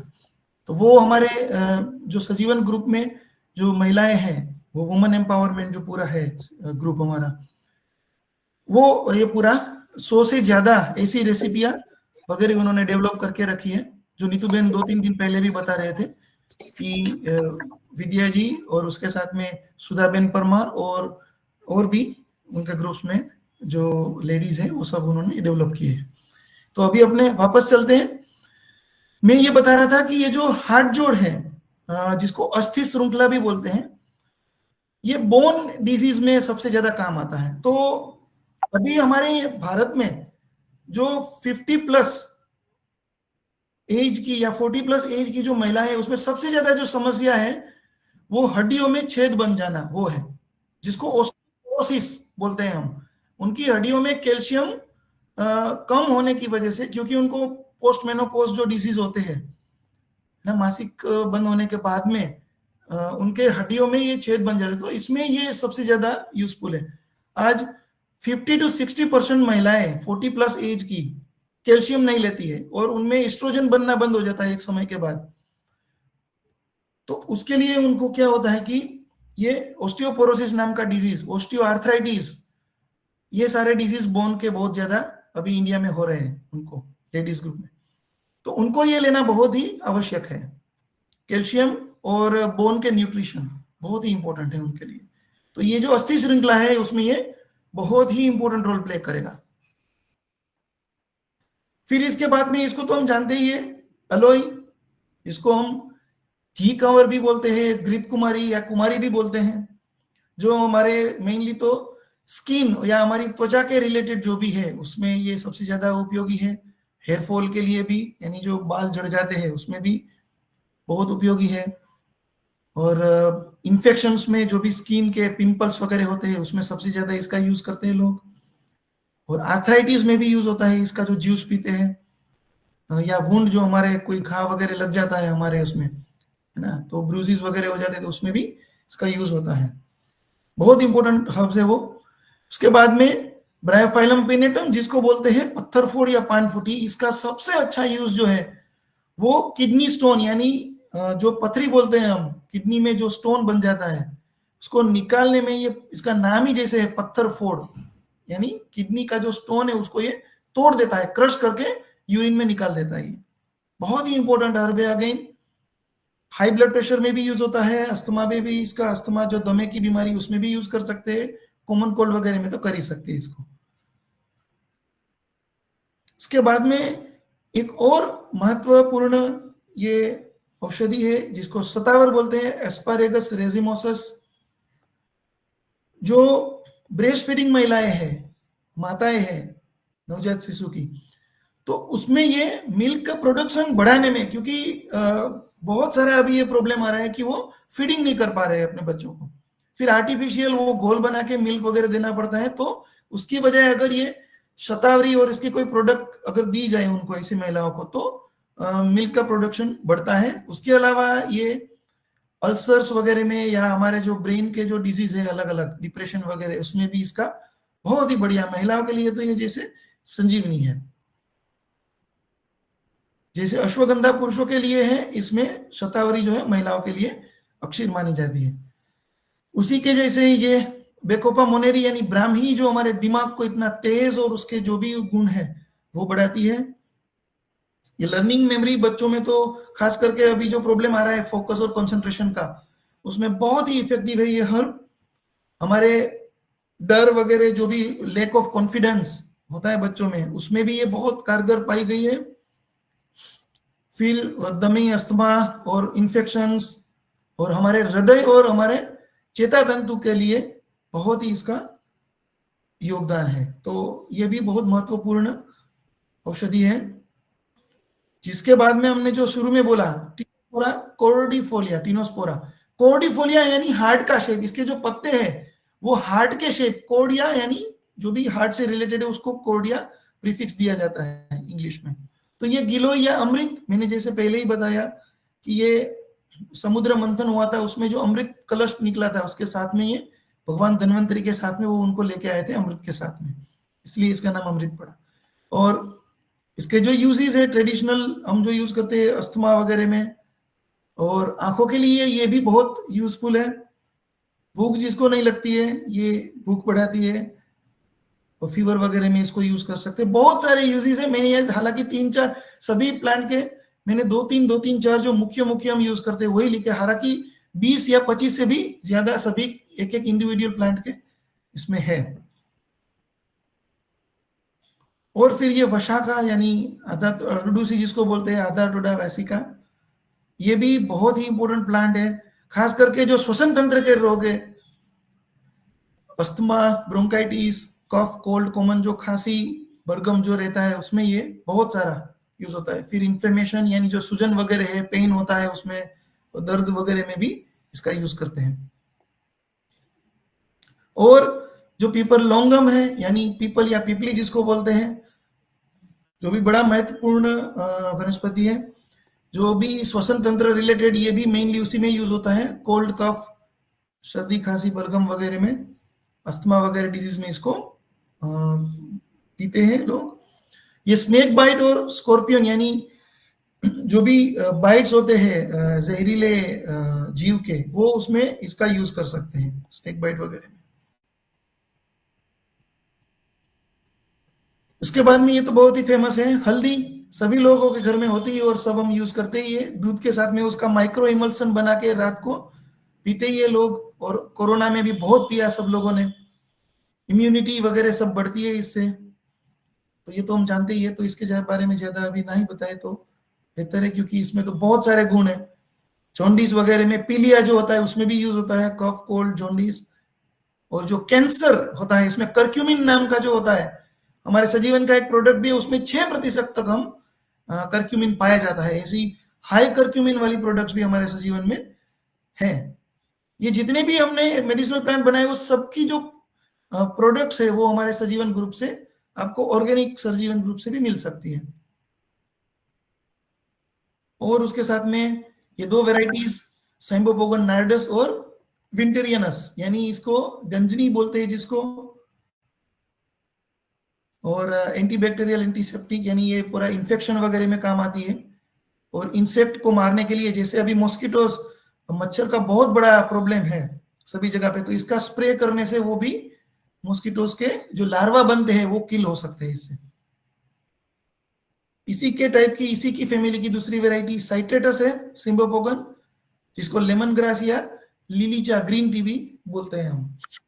तो ये बहुत ही पावरफुल एंटीऑक्सीडेंट है। आजकल एंटीऑक्सीडेंट जो स्ट्रेस से रिलीव, हमारी जो लाइफ स्टाइल हो गई है, उससे योगा के साथ साथ हम मेडिटेशन वगैरह करते ही है, उसके साथ में ये अगर औषधियां भी ले तो स्ट्रेस लेवल और एनर्जेटिक आप पूरा फील करेंगे, स्ट्रेस फ्री लाइफ। तो ये लेमन ग्रास आपकी चाय में, रेगुलर चाय को रिप्लेस करके इसको जरूर उसमें इंक्लूड करना चाहिए। सजीवन की हमारी एक हर्बल टी है, तो हर्बल टी अगर आप कोई भी ट्राई करना चाहे तो उसमें काफी सारे ऐसे औषधियां हैं, तो आप रेगुलर टी को रिप्लेस करके, शुगर को रिप्लेस करके गुड़ के साथ भी यूज कर सकते हैं आप बढ़िया से। जो फीवर वगैरह, मलेरिया, डाइजेस्टिव प्रॉब्लम में ये बहुत ही असरकारक है। उसके बाद में ये ग्लिरिसीडिया बहुत इंपॉर्टेंट प्लांट है, वुंड हीलिंग, मतलब ये जो हमारे कोई भी इंजरी वगैरह होती है, उसमें इंस्पेक्शन वगैरह होता है, स्वेलिंग वगैरह हो जाती है, उसमें ये बहुत काम आता है। तो ये कुछ इंपॉर्टेंट हर्ब्स हमने देखे, उसके पिक्चर्स, डायग्राम्स देखे, उसका मैप देखा, और उसको कैसे ग्रो करते हैं ग्राउंड पे, वो कैसा दिखता है, उसकी रेसिपी वगैरह कैसे बनती है, उसका क्या इंपॉर्टेंस है वो भी देखा हमने, क्या क्या यूज होता है उसका देखा। अब जो मैं चीज बता रहा हूं, मेरे जो दिमाग में अभी कल ही हमने डिस्कशन करते हुए हमारे ग्रुप में ये शेयर किया था कि हम ये मानते हैं कि हर्ब सबसे सेफ है।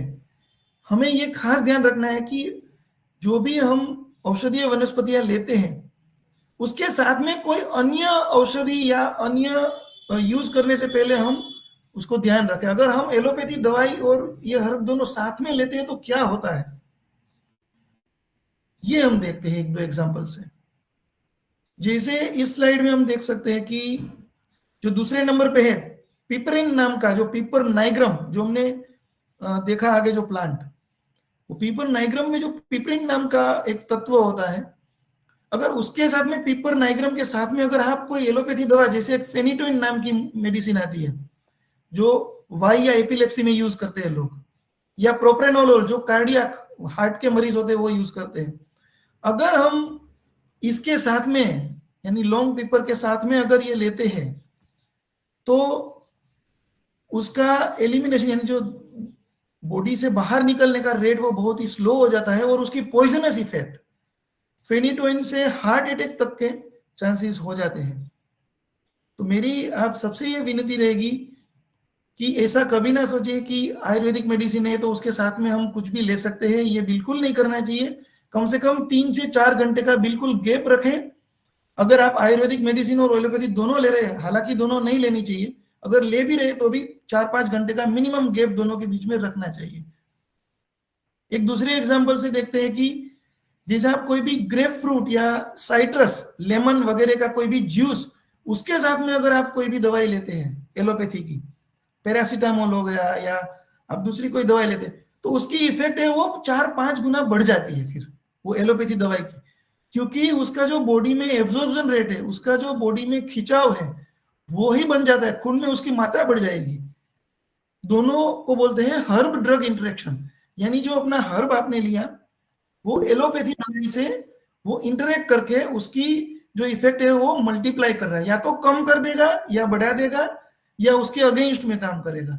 दोनों ही केसेस में हमारा नुकसान होगा, क्योंकि अगर काम नहीं करेगा तो डिजीज ठीक नहीं होगा, और अगर ज्यादा बढ़ा दिया उसकी इफेक्ट तो फिर उसकी जो पॉइजनस या टॉक्सिक इफेक्ट होगी, डेट्रीमेंटल इफेक्ट होगी, नुकसान वाली जो इफेक्ट होगी उसकी, वो बहुत ही ज्यादा बढ़ जाएगी।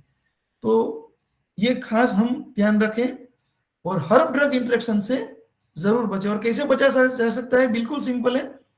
अगर आप मॉर्निंग में कोई हर्ब्स ले रहे हैं तो अर्ली मॉर्निंग ले लीजिए, या कोई आपकी दवाई एलोपैथी पहले ले लीजिए, फिर 3-4 घंटे का गैप के बाद एलोपैथी जो आपको लेनी है, डायबिटीज वगैरह जो भी रूटीन मेडिसिन है मेडिकल की प्रिस्क्राइब की हुई, वो भी आपको ले सकते हैं इस हिसाब से।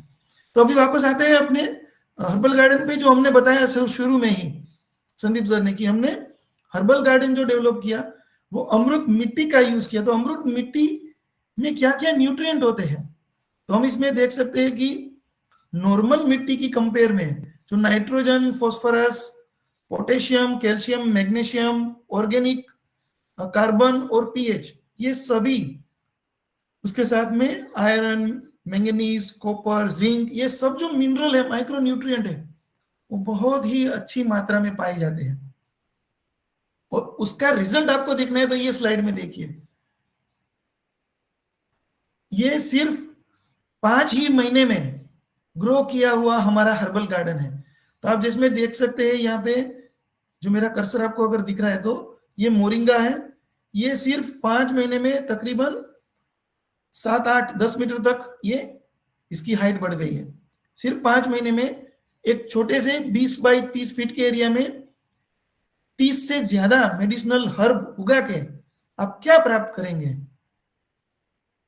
तो इसमें आप सबसे पहली तो जो बात है, वो जो महिलाएं हैं, सिर्फ अगर 1 ही घंटा इसमें अगर आप अपना योगदान देंगे तो रूरल डेवलपमेंट यानी रूरल महिलाएं जो है वो अपना एक दिन का मिनिमम 600 से 1200 रुपए तक का इसमें कर सकते हैं। एक महीने में मिनिमम इतना 6000 तक का ये प्रॉफिट कर सकते हैं आराम से। इसमें 21,000 रुपए में ये पूरा गार्डन डेवलप हो जाएगा और फिर हर महीने 6 से 8,000 रुपए का आपको मुनाफा होना चालू हो जाएगा। तो ये सबसे बढ़िया मॉडल है। छोटी सी जगह में मेडिसिन और उसके बेनिफिट्स भी मिल जाएंगे और इसी हिसाब से आपको इकोनॉमिकल बेनिफिट्स भी हो जाएंगे। तो ये था मेरी तरफ से पूरा हर्बल गार्डन का डिस्क्रिप्शन। कोई आपको अगर आपकी तरफ से कोई प्रश्न है तो जरूर पूछिए। थैंक यू, धन्यवाद, साधुवाद आप सबका। जी धन्यवाद। मैं आभार व्यक्त करना चाहूंगा यहाँ पे हमारे संदीप सर का और हम्पी मैडम का खास, और नीतू बेन का जिन्होंने मुझे अपॉर्चुनिटी दिया। हम्पी मैडम का खास धन्यवाद क्योंकि उन्होंने ये प्रेजेंटेशन वगैरह बनाने में बहुत ही हेल्प किया है उन्होंने। और हमारा जो ग्रुप है पूरा, उन्होंने कल पूरा डिस्कशन किया था इस प्रेजेंटेशन में क्या इंक्लूड करना है नहीं है, उस हिसाब से आज हमारा पूरा ये बना है। और ये मंच पतंजलि का खास करके आप सभी भाइयों बहनों का कि आपने ध्यान से सुना, धन्यवाद।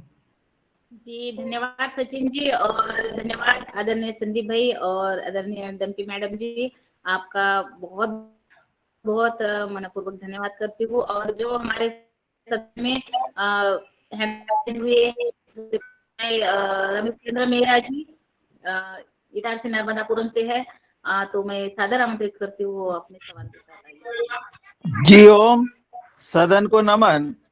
आज की योग कक्षा बहुत अच्छी रही और जो प्रेजेंटेशन हुआ वो भी बहुत बढ़िया रहा और हमने विविध औषधियों के गुणों को इसमें समझा। आपने जो अंत में कहा है कि इसमें 21,000 रुपए में ये तैयार हो जाती है, तो ये 21,000 रुपए कहाँ कहाँ कैसे लगते हैं, कृपया इसे बताएं। जी ओम। जी, तो इसमें जो हर्बल जो अपने औषधियां है, उसके जो पौधे हैं, उसके बीज हैं, फिर अमृत मिट्टी अमृत जल जो बनाते हैं उसमें, उसके ग्रो करने में वो सब, उसके जो लेबर है वो उसमें सब में मेंटेनेंस वगैरह सब मिला के ये इतने में पड़ जाता है। अभी एग्जैक्ट तो बाइफर्केशन मेरे पास अभी हाथ नहीं है, अगर चाहिए तो मैं ग्रुप में शेयर कर सकता हूँ उसमें। दूसरा प्रश्न, जब महिलाएं इसे करेंगी, जैसे आपने कहा कि उन्हें 6,000 रुपए तक मिल सकते हैं, तो ये 600 से 1200 रुपए मिल सकते हैं, तो ये 600 से 1200 रुपए वो स्वयं के उपयोग से बचा सकती है अथवा इनको बेचा भी जा सकता है, और उसका उपयोग कैसे हो यदि व्यक्तिगत करते हैं तब? तो इसमें से जो भी औषधियां और उसका जो भी प्रोडक्शन होता है, तो आपको पता ही है कि जो हर्बल प्रोडक्ट्स का अभी जो मार्केट है वो बहुत ही अट्रैक्टिव है, बहुत ही लक्रेटिव है, वो बहुत ही इकोनॉमिकली वाइबल है। तो ये उसमें बेच सकते, जैसे सजीवन हमारा ग्रुप खुद ही उसको प्रोडक्ट्स वगैरह बना के बेचता है, तो उन्हीं को आप पार्शियल प्रोक्योरमेंट तो हम ही कर सकते हैं। अगर कोई इस मॉडल पे जाता है तो जो फ्रेश ऑर्गेनिक औषधियां है वो उसको सजीवन भी ले सकता है, या आप बाहर भी कहीं पे भी बेच के इतना आराम से कमा सकते हैं। और इसमें करना क्या है, आपको 1 घंटा ही रोज उसको मेंटेनेंस वगैरह में देना है। एक बार डेवलप हो गया फिर उसका प्रोडक्शन कंटिन्यू चालू ही रहता है। उसके जो ग्रीन कटिंग है वो भी आप अपने खेत में ऐसे मैन्योर वगैरह, ग्रीन मैन्योर में वगैरह में यूज कर सकते हैं इसको। जी जी धन्यवाद सचिन जी। और अगला सवाल आदरणीय हीरालाल भाई साहब। जी, संपूर्ण गुरु सत्ता को, संपूर्ण गुरु सत्ता को नमन करते हुए आपके इस एसएसबी ग्रुप का बहुत बहुत आभार। एसएसबी ग्रुप का पूरा फुल फॉर्म होता है संदीप जी, सचिन जी और बिंदिया जी, एसएसबी ग्रुप। तो मेरा क्वेश्चन ये है, आपने गंजनी नाम की पत्ती पौधा जो दिखाया आपने, हर्बल दिखाई है, मैं चाहूंगा इसका कोई और क्षेत्रीय नाम, प्रादेशिक या बोलचाल की भाषा कोई और नाम हो, या उसकी पत्ती का पूरा पोड़ को दिखा सकें तो समझ सकें कि आखिर में हमारे क्षेत्र में इसको किस नाम से जानते हैं या क्या पौधा है ये। जी ओम। इसको साइट्रोनेला बोलते हैं, साइट्रोनेला पॉपुलर नाम इसका साइट्रोनेला है। तो इसमें से जो ऑयल निकलता है ना, एसेंशियल ऑयल निकलता है इसके अंदर से, उसमें साइट्रोनेलिन बोल के है प्रोडक्ट, और ये सेंट इंडस्ट्री में सबसे ज्यादा यूज होता है। जो इसका बहुत ही अच्छे से स्मेल इसकी आती है, सुगंधी प्लांट है ये। उसका जो एसेंशियल ऑयल निकलता है ना, एक क्लेवेंजर एपरेटस बोल के है, अगर आप छोटा सा वो एक एपरेटस भी ले अगर बसा सके, वही मैं बोल रहा हूँ कि हर्बल गार्डन एक बार डेवलप होने के बाद ये अगर इसके पत्तियों को पानी में उबाल के इसका एसेंशियल ऑयल कलेक्ट किया ना, तो उसकी बहुत मार्केट वैल्यू है। सेंट इंडस्ट्री में इसका बहुत ही यूज है। और उसको मॉस्किटो रिपेलेंट यानी मच्छर, अगर वो स्प्रे अगर अपने बॉडी पे किया तो ये मच्छर को दूर भी करता है, उसको अपने पास नहीं आने देता, मॉस्किटो बाइट्स के अगेंस्ट में। अभी आपने काफी हिमालय वगैरह की प्रोडक्ट्स आती है जो 1 या 2 ड्रॉप्स, गोदरेज वगैरह के जो 2-3 ड्रॉप्स लगाते हैं बच्चे बाहर खेलने के टाइम पे, उसमें ये साइट्रोनेला ऑयल ही होता है, उसका मेन कंटेंट है। ये जो नाम आपने बताया ये वानस्पतिक नाम है, पादप विज्ञान के हिसाब से नाम बताया है, औषधि। ये मैं चाह रहा था कोई क्षेत्रीय या अन्य कोई नाम होता है उसका, कई नाम रहते ना विभिन्न क्षेत्रों में अलग नाम, यदि वो नाम कोई पता हो तो उसका। तो अभी हिंदी में तो इसको गंजनी बोलते हैं, इंग्लिश में साइट्रोनेला, पॉपुलर नाम साइट्रोनेला है। चलिए ठीक है, अरे धन्यवाद। गूगल पे जाके सर्च कर लें, गूगल पे जाके। चलिए ठीक है, धन्यवाद हीरालाल भाई साहब। अगला सवाल बिंदेश्वरी तिवारी जी है बिहार से, तो मैं उनको सादर आमंत्रित करती हूँ। जी स्वागत है आपका। जी ओम। जी नमस्कार। सदन को नमस्कार।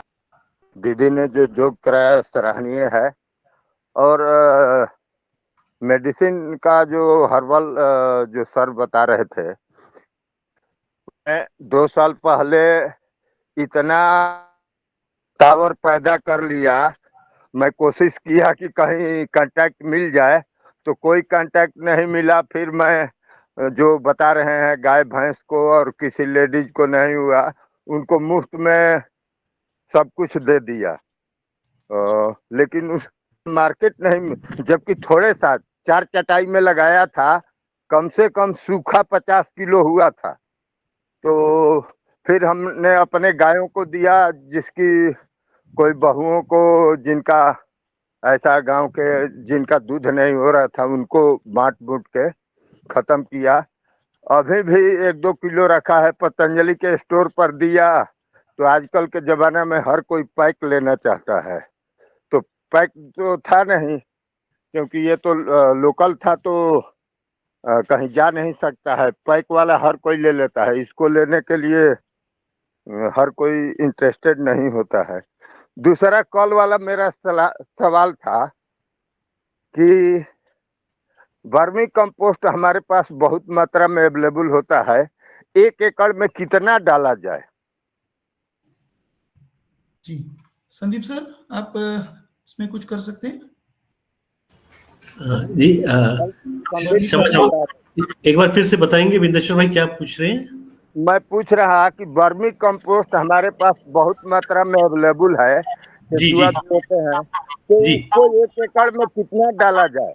हम लोग धान बहुल एरिया के हैं, मेन फसल धान होता है यहाँ। जी जी कहाँ पे? जी जी कहाँ पे रहते हैं? भोजपुर बिहार।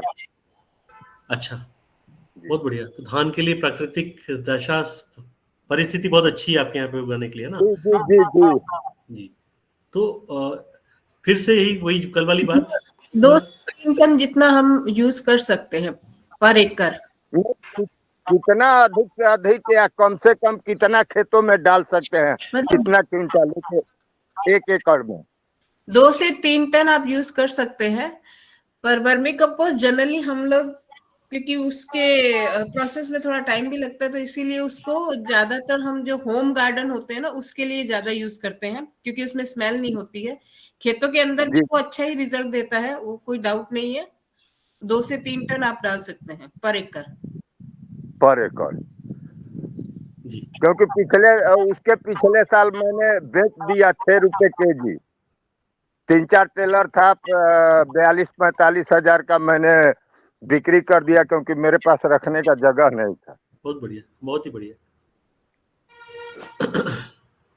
जी यही सवाल था। एक्चुअल होम गार्डन में किया जाए, कोई छोटा सा प्लॉट है उसमें किया जाए, लेकिन इसके जाने के साधन नहीं मिल पाते हैं कि कहाँ इसको बेचा जाए। जी जी, बड़े पैमाने पे बिंदेश्वर भाई काम करने का मजा यही होता है कि चीजें, क्योंकि जो खरीदने आना चाहता है वो बड़े पैमाने पे खरीदने आना चाहता है, क्योंकि गाड़ी लेके आएगा, उसको खर्चा बहुत ज्यादा होने वाला है, उनको चाहिए ज्यादा मात्रा में। तो जब हम लोग 5-7 हजार कृषक भाई बहनों के साथ काम करते हैं तो फिर ये सब संभव होना शुरू हो जाता है काफी चीजें।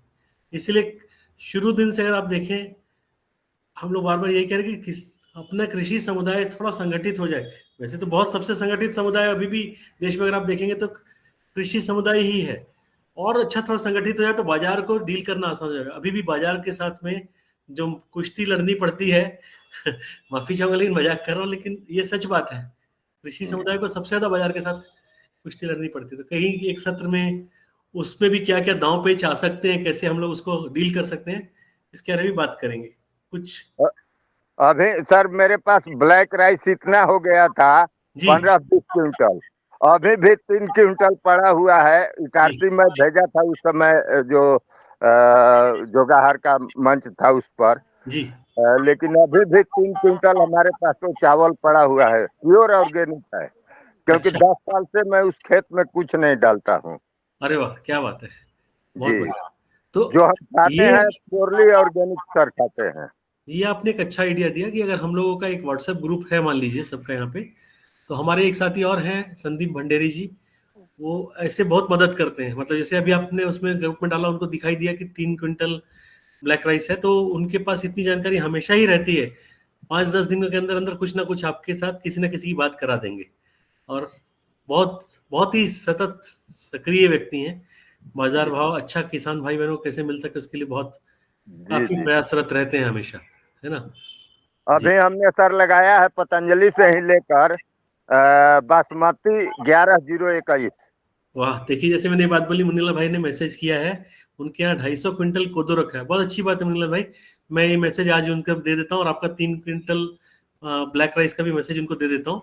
और एक कोई बात बनती है तो रंजना बहन के मार्फत हम लोग सब जुड़े ही हुए हैं, तो हम लोगों को कुछ ना कुछ मिल जाएगा। मुझे उम्मीद है 5-10 दिन का समय दीजिए उनको भी, क्योंकि वो अपना हर व्यक्ति अपनी रोजी रोटी का काम करता रहता है, साथ में सारा समाज सेवा कार्य चलता रहता है। तो उनके साथ मैंने देखा है, पिछले 1 साल उनके साथ काम करते रहते, 5-10 दिन के अंदर अंदर कहीं ना कहीं से पूरे भारत भर से कुछ ना कुछ तो रास्ता निकाल के लाते हैं, है ना। सचिन भाई या हम्पी में कहीं इसको लिख के रख लेंगे, आज संदीप भंडेरी जी को एक बार बता देंगे। जी जी बिल्कुल बिल्कुल। 250 क्विंटल कोदो और 3 क्विंटल ब्लैक राइस बिहार में। मुनीलाल भाई ये 250 क्विंटल कोदो कहाँ पर है, जगह बता देंगे ताकि उनको बता सकेंगे हम लोग।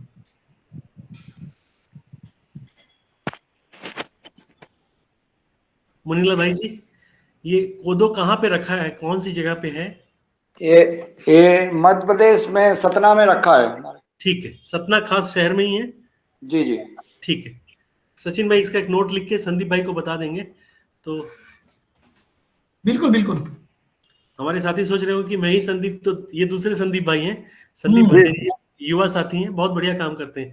कैसे पैकिंग बनानी है किसी चीज की, कैसे उसको अच्छे से करना है, वो बहुत हमारी टीम में भगवान की कृपा है। आप सभी लोग हम जब जुड़ गए, आज तो इतना अच्छा लग रहा है सबको देख के कि मजा ही आ गया एकदम, कि समाधान 2 क्विंटल करीब छतरपुर में भी रखा है, और हम कंफर्म करके आपको कल बताएंगे कितना टोटल कितना है कोदो।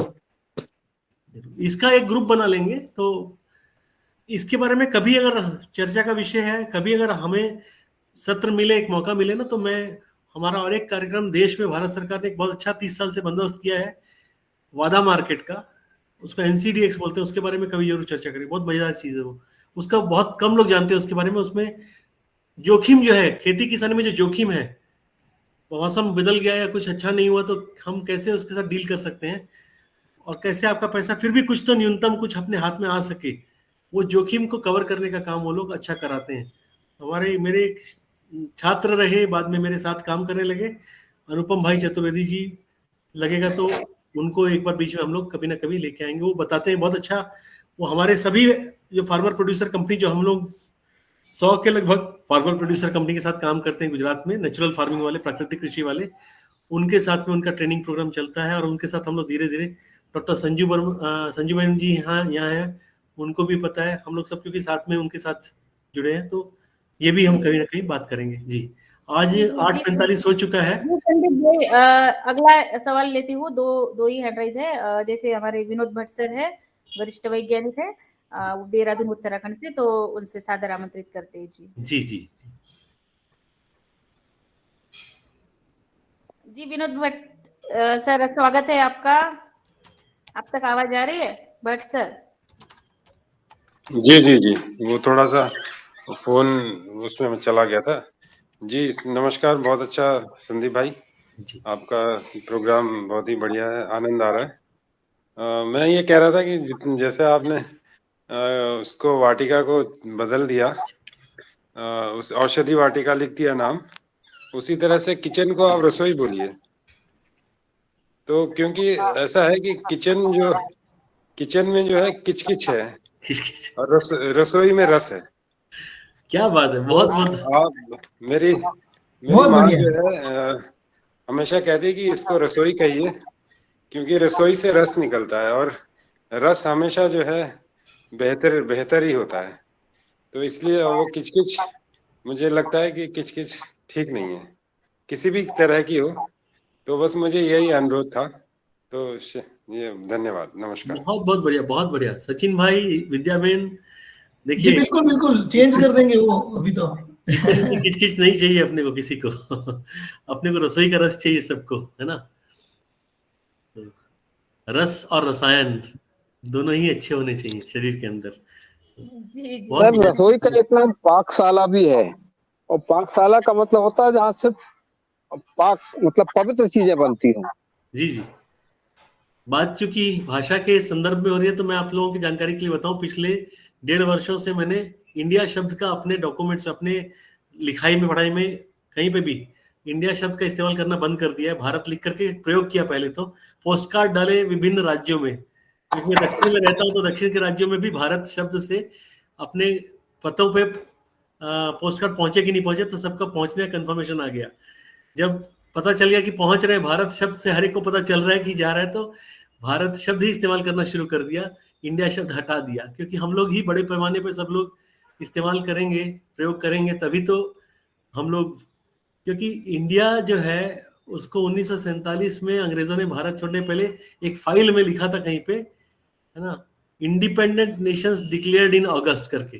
तो हम ये इसको अंग्रेजी में कहते हैं एक्रोनिम, मतलब आई अलग है, एन अलग है, इसके अलग अलग शब्द बनते हैं, उनको कहीं किया। और दूसरा इंडस वैली सिविलाइजेशन से, यानी सिंधु घाटी सभ्यता से, तो सिंधु को सिंधु ना कह सके, इंडस कहने लग गए, तो ये तो शर्म की बात है। हमें अभी उनको सिखाना पड़ेगा। उन्होंने तो अंग्रेजी पूरी दुनिया में बांट दी, लेकिन अब हमको हिंदी को भी तो पूरे भारत में पहुंचा देना चाहिए। तो भारत का आप लोगों से भी विनम्र निवेदन है, भारत का ही प्रयोग करें, है ना। हिंदुस्तान जी संदीप भाई, खूप ये महाराष्ट्र का है, खूप छान सुंदर हमारे आदरणीय विनोद भट्ट सर ने कहा, जो बात कही वो खूपच छान, आणि हे महाराष्ट्र है, खूप छान। तर संदीप भाई, आगे एक मैं अनिल राय जी का सवाल ले लेती हूँ और फिर हम इसको विराम देंगे। जी अनिल राय जी। जी, सदन के सभी लोगों को प्रणाम। मैं संदीप भाई सर से यह जानना चाहता हूँ कि ये बायोचार का जो हम बनाते हैं, हमारे यहाँ कोयला के व्यापारी हैं लकड़ी के, तो उनसे जो बिल्कुल नीचे वाला जो खराब चीज रह जाता है ब्लैक रंग का, वो बचा रहता है, तो वो उसको बेचते हैं। क्या उसको हम लोग खेत में डायरेक्ट डाल सकते हैं? और दूसरा क्वेश्चन है कि आम का मेरा पौधा 1 डेढ़ साल 2 साल का लगभग हो गया, और ऊपर के पत्ते वो सूखने शुरू हो जाते हैं और धीरे धीरे पूरा पेड़ पता नहीं क्या होता है कि हो जाता है, इसका मुझे निदान तो बताएं। कल जब हम लोग अमृत जल के बारे में वीडियो भी दिखाएंगे, उसके अलग अलग प्रयोग विधि अलग अलग चरणों में दिखाएंगे, तो उसमें एक चीज है जिससे कि इसको जैसे बीज उपचार होता है वैसे ही जड़ उपचार भी होता है। तो जड़ उपचार से क्या होता है उसका एक प्रयोग, अभी ये बहुत महत्वपूर्ण बात आपने पूछी इसलिए बता दे रहा हूँ। पहला प्रश्न का जवाब है उस चार को आप डाल सकते हैं, कोई दिक्कत नहीं है। बायोचार को थोड़ा अंदर तक गाड़ना पड़ेगा, उसका प्रयोग करने की विधियां हम लोग भी अलग अलग जगह अभी पढ़ रहे हैं। नया विषय है, हम लोग 2-3 महीने से इस पे काम कर रहे हैं और अच्छे उसके फल अभी देखे नहीं है, इसलिए ये नहीं कहूंगा कि हमें पूरा पता है। पढ़ रहे हैं अभी, बहुत सारे उसके शोध पत्र आए। अभी थोड़ी देर पहले भी मैं आपके साथ बैठा था और साथ में किसी का एक बहुत अच्छा आया था। तो बेटा यार रख दो यहाँ पे रख दो। एक मिनट के लिए जस्ट सिर्फ एक चीज आप ध्यान रखिएगा कि जो भी आप कोयले का पाउडर ले रहे हैं ना, उसको डायरेक्ट मत अप्लाई करना। उसको सबसे पहले लेके और मतलब हफ्ते 10 दिन के लिए गोबर की खाद में मिक्स करके रख देना, उसके बाद ही आप अप्लाई करिएगा। जी थैंक यू, धन्यवाद संजू बहन। तो अच्छा, दूसरा जो है जो रूट जो जड़ उपचार करते हैं, ले लो बेटा, तो उसमें क्या करते हैं कि ऐसी पद्धति है जिससे हम लोगों ने मध्य प्रदेश में ही दीपक भाई के खेत के सामने एक खेत था, राजीव भाई का 120 एकड़ का खेत था, वो पूरा रसायनों से भरपूर था। वहां पे पेड़ों के साथ ऐसी समस्याएं होती रहती थी, तो हमने उनसे अनुमति मांगी। उनका एक बड़ा आम का पेड़ था, करीबन 60 वर्षीय पुराना पेड़ था, और उसमें मुश्किल से 20-22 किलो हर 2 साल में एक बार आम की अच्छी फसल। आम में 2 तरह की वैरायटी होती है ना, एक 2 साल में अच्छी फसल देती है, एक साल में देती है। जैसे आपका नीलम हो गया, बजरंग हो गया, शिप्रा हो गया, ये वैरायटी हर 1 साल में एक बार अच्छी फसल देगी। लेकिन अपने बाकी जो अल्फांसो हो गया, मतलब हापुस हो गया, केसर हो गया, 2 साल में एक बार अच्छी फसल देगी। तो वो जो था उसकी वैरायटी पता नहीं चल रही थी, देसी आम जैसा बन रहा था, 20-22 किलो देता था 2 साल में। तो हमने उनसे अनुमति मांगी कि आपका जड़ उपचार कर देते हैं इसका पेड़ का। हम लोग को हमने मेरे 9 छात्र थे जिनके साथ हम लोग वहां पे उनको सिखाना भी था। तो हम लोग 13 लोगों ने मिल करके 2-3 दिन 4 दिन पहले काम करके, उसको समय लगता है उसमें कम से कम 2 महीने, ज्यादा से ज्यादा 8 महीने लगता है जड़ उपचार करने में। समय मतलब बीच में 1-2 घंटा काम करके फिर 2 महीने बाद फिर 2 घंटा काम करना होता है, ऐसा होता है। करने के बाद 2 साल तक उसको छोड़ना होता है, उसको ऊपर से काट देते, प्रूनिंग कहते हैं, वो भी दिखाऊंगा आपको, फिल्म में दिखाऊंगा। प्रूनिंग कर दिया, 2 साल के बाद उस एक पेड़ पर, 60 साल पुराने वृक्ष पर, आम के वृक्ष पर 6.8 क्विंटल 680 किलो आम 1 साल में उतरा है। हम लोग उसको ये मान के चलते हैं, उसका भी व्यवसायिक दृष्टिकोण से देखें। ये थोड़ा सा आपका समय, इसमें अभी 2 मिनट लूंगा, रंजना बहन जी की अनुमति अगर है तो। पूरे भारत में 19% जमीन जो है वो हॉर्टिकल्चर में गई है। अब हॉर्टिकल्चर शब्द ऐसा है जिसमें हम लोग फल और सब्जियां दोनों को लेते हैं, तो आधा आधा कर लेते हैं। मुझे नहीं मालूम एग्जैक्टली आधा कर सकते कि नहीं, पर मैं मानता हूँ कि चलो 10% फल जो फलदार वृक्षों में गई है। तो 10% कितने का? 10% 150 हेक्टेयर का। हम लोग बोलते ना 75 million hectares, 7.5 crore, sorry 15 crore, तो 15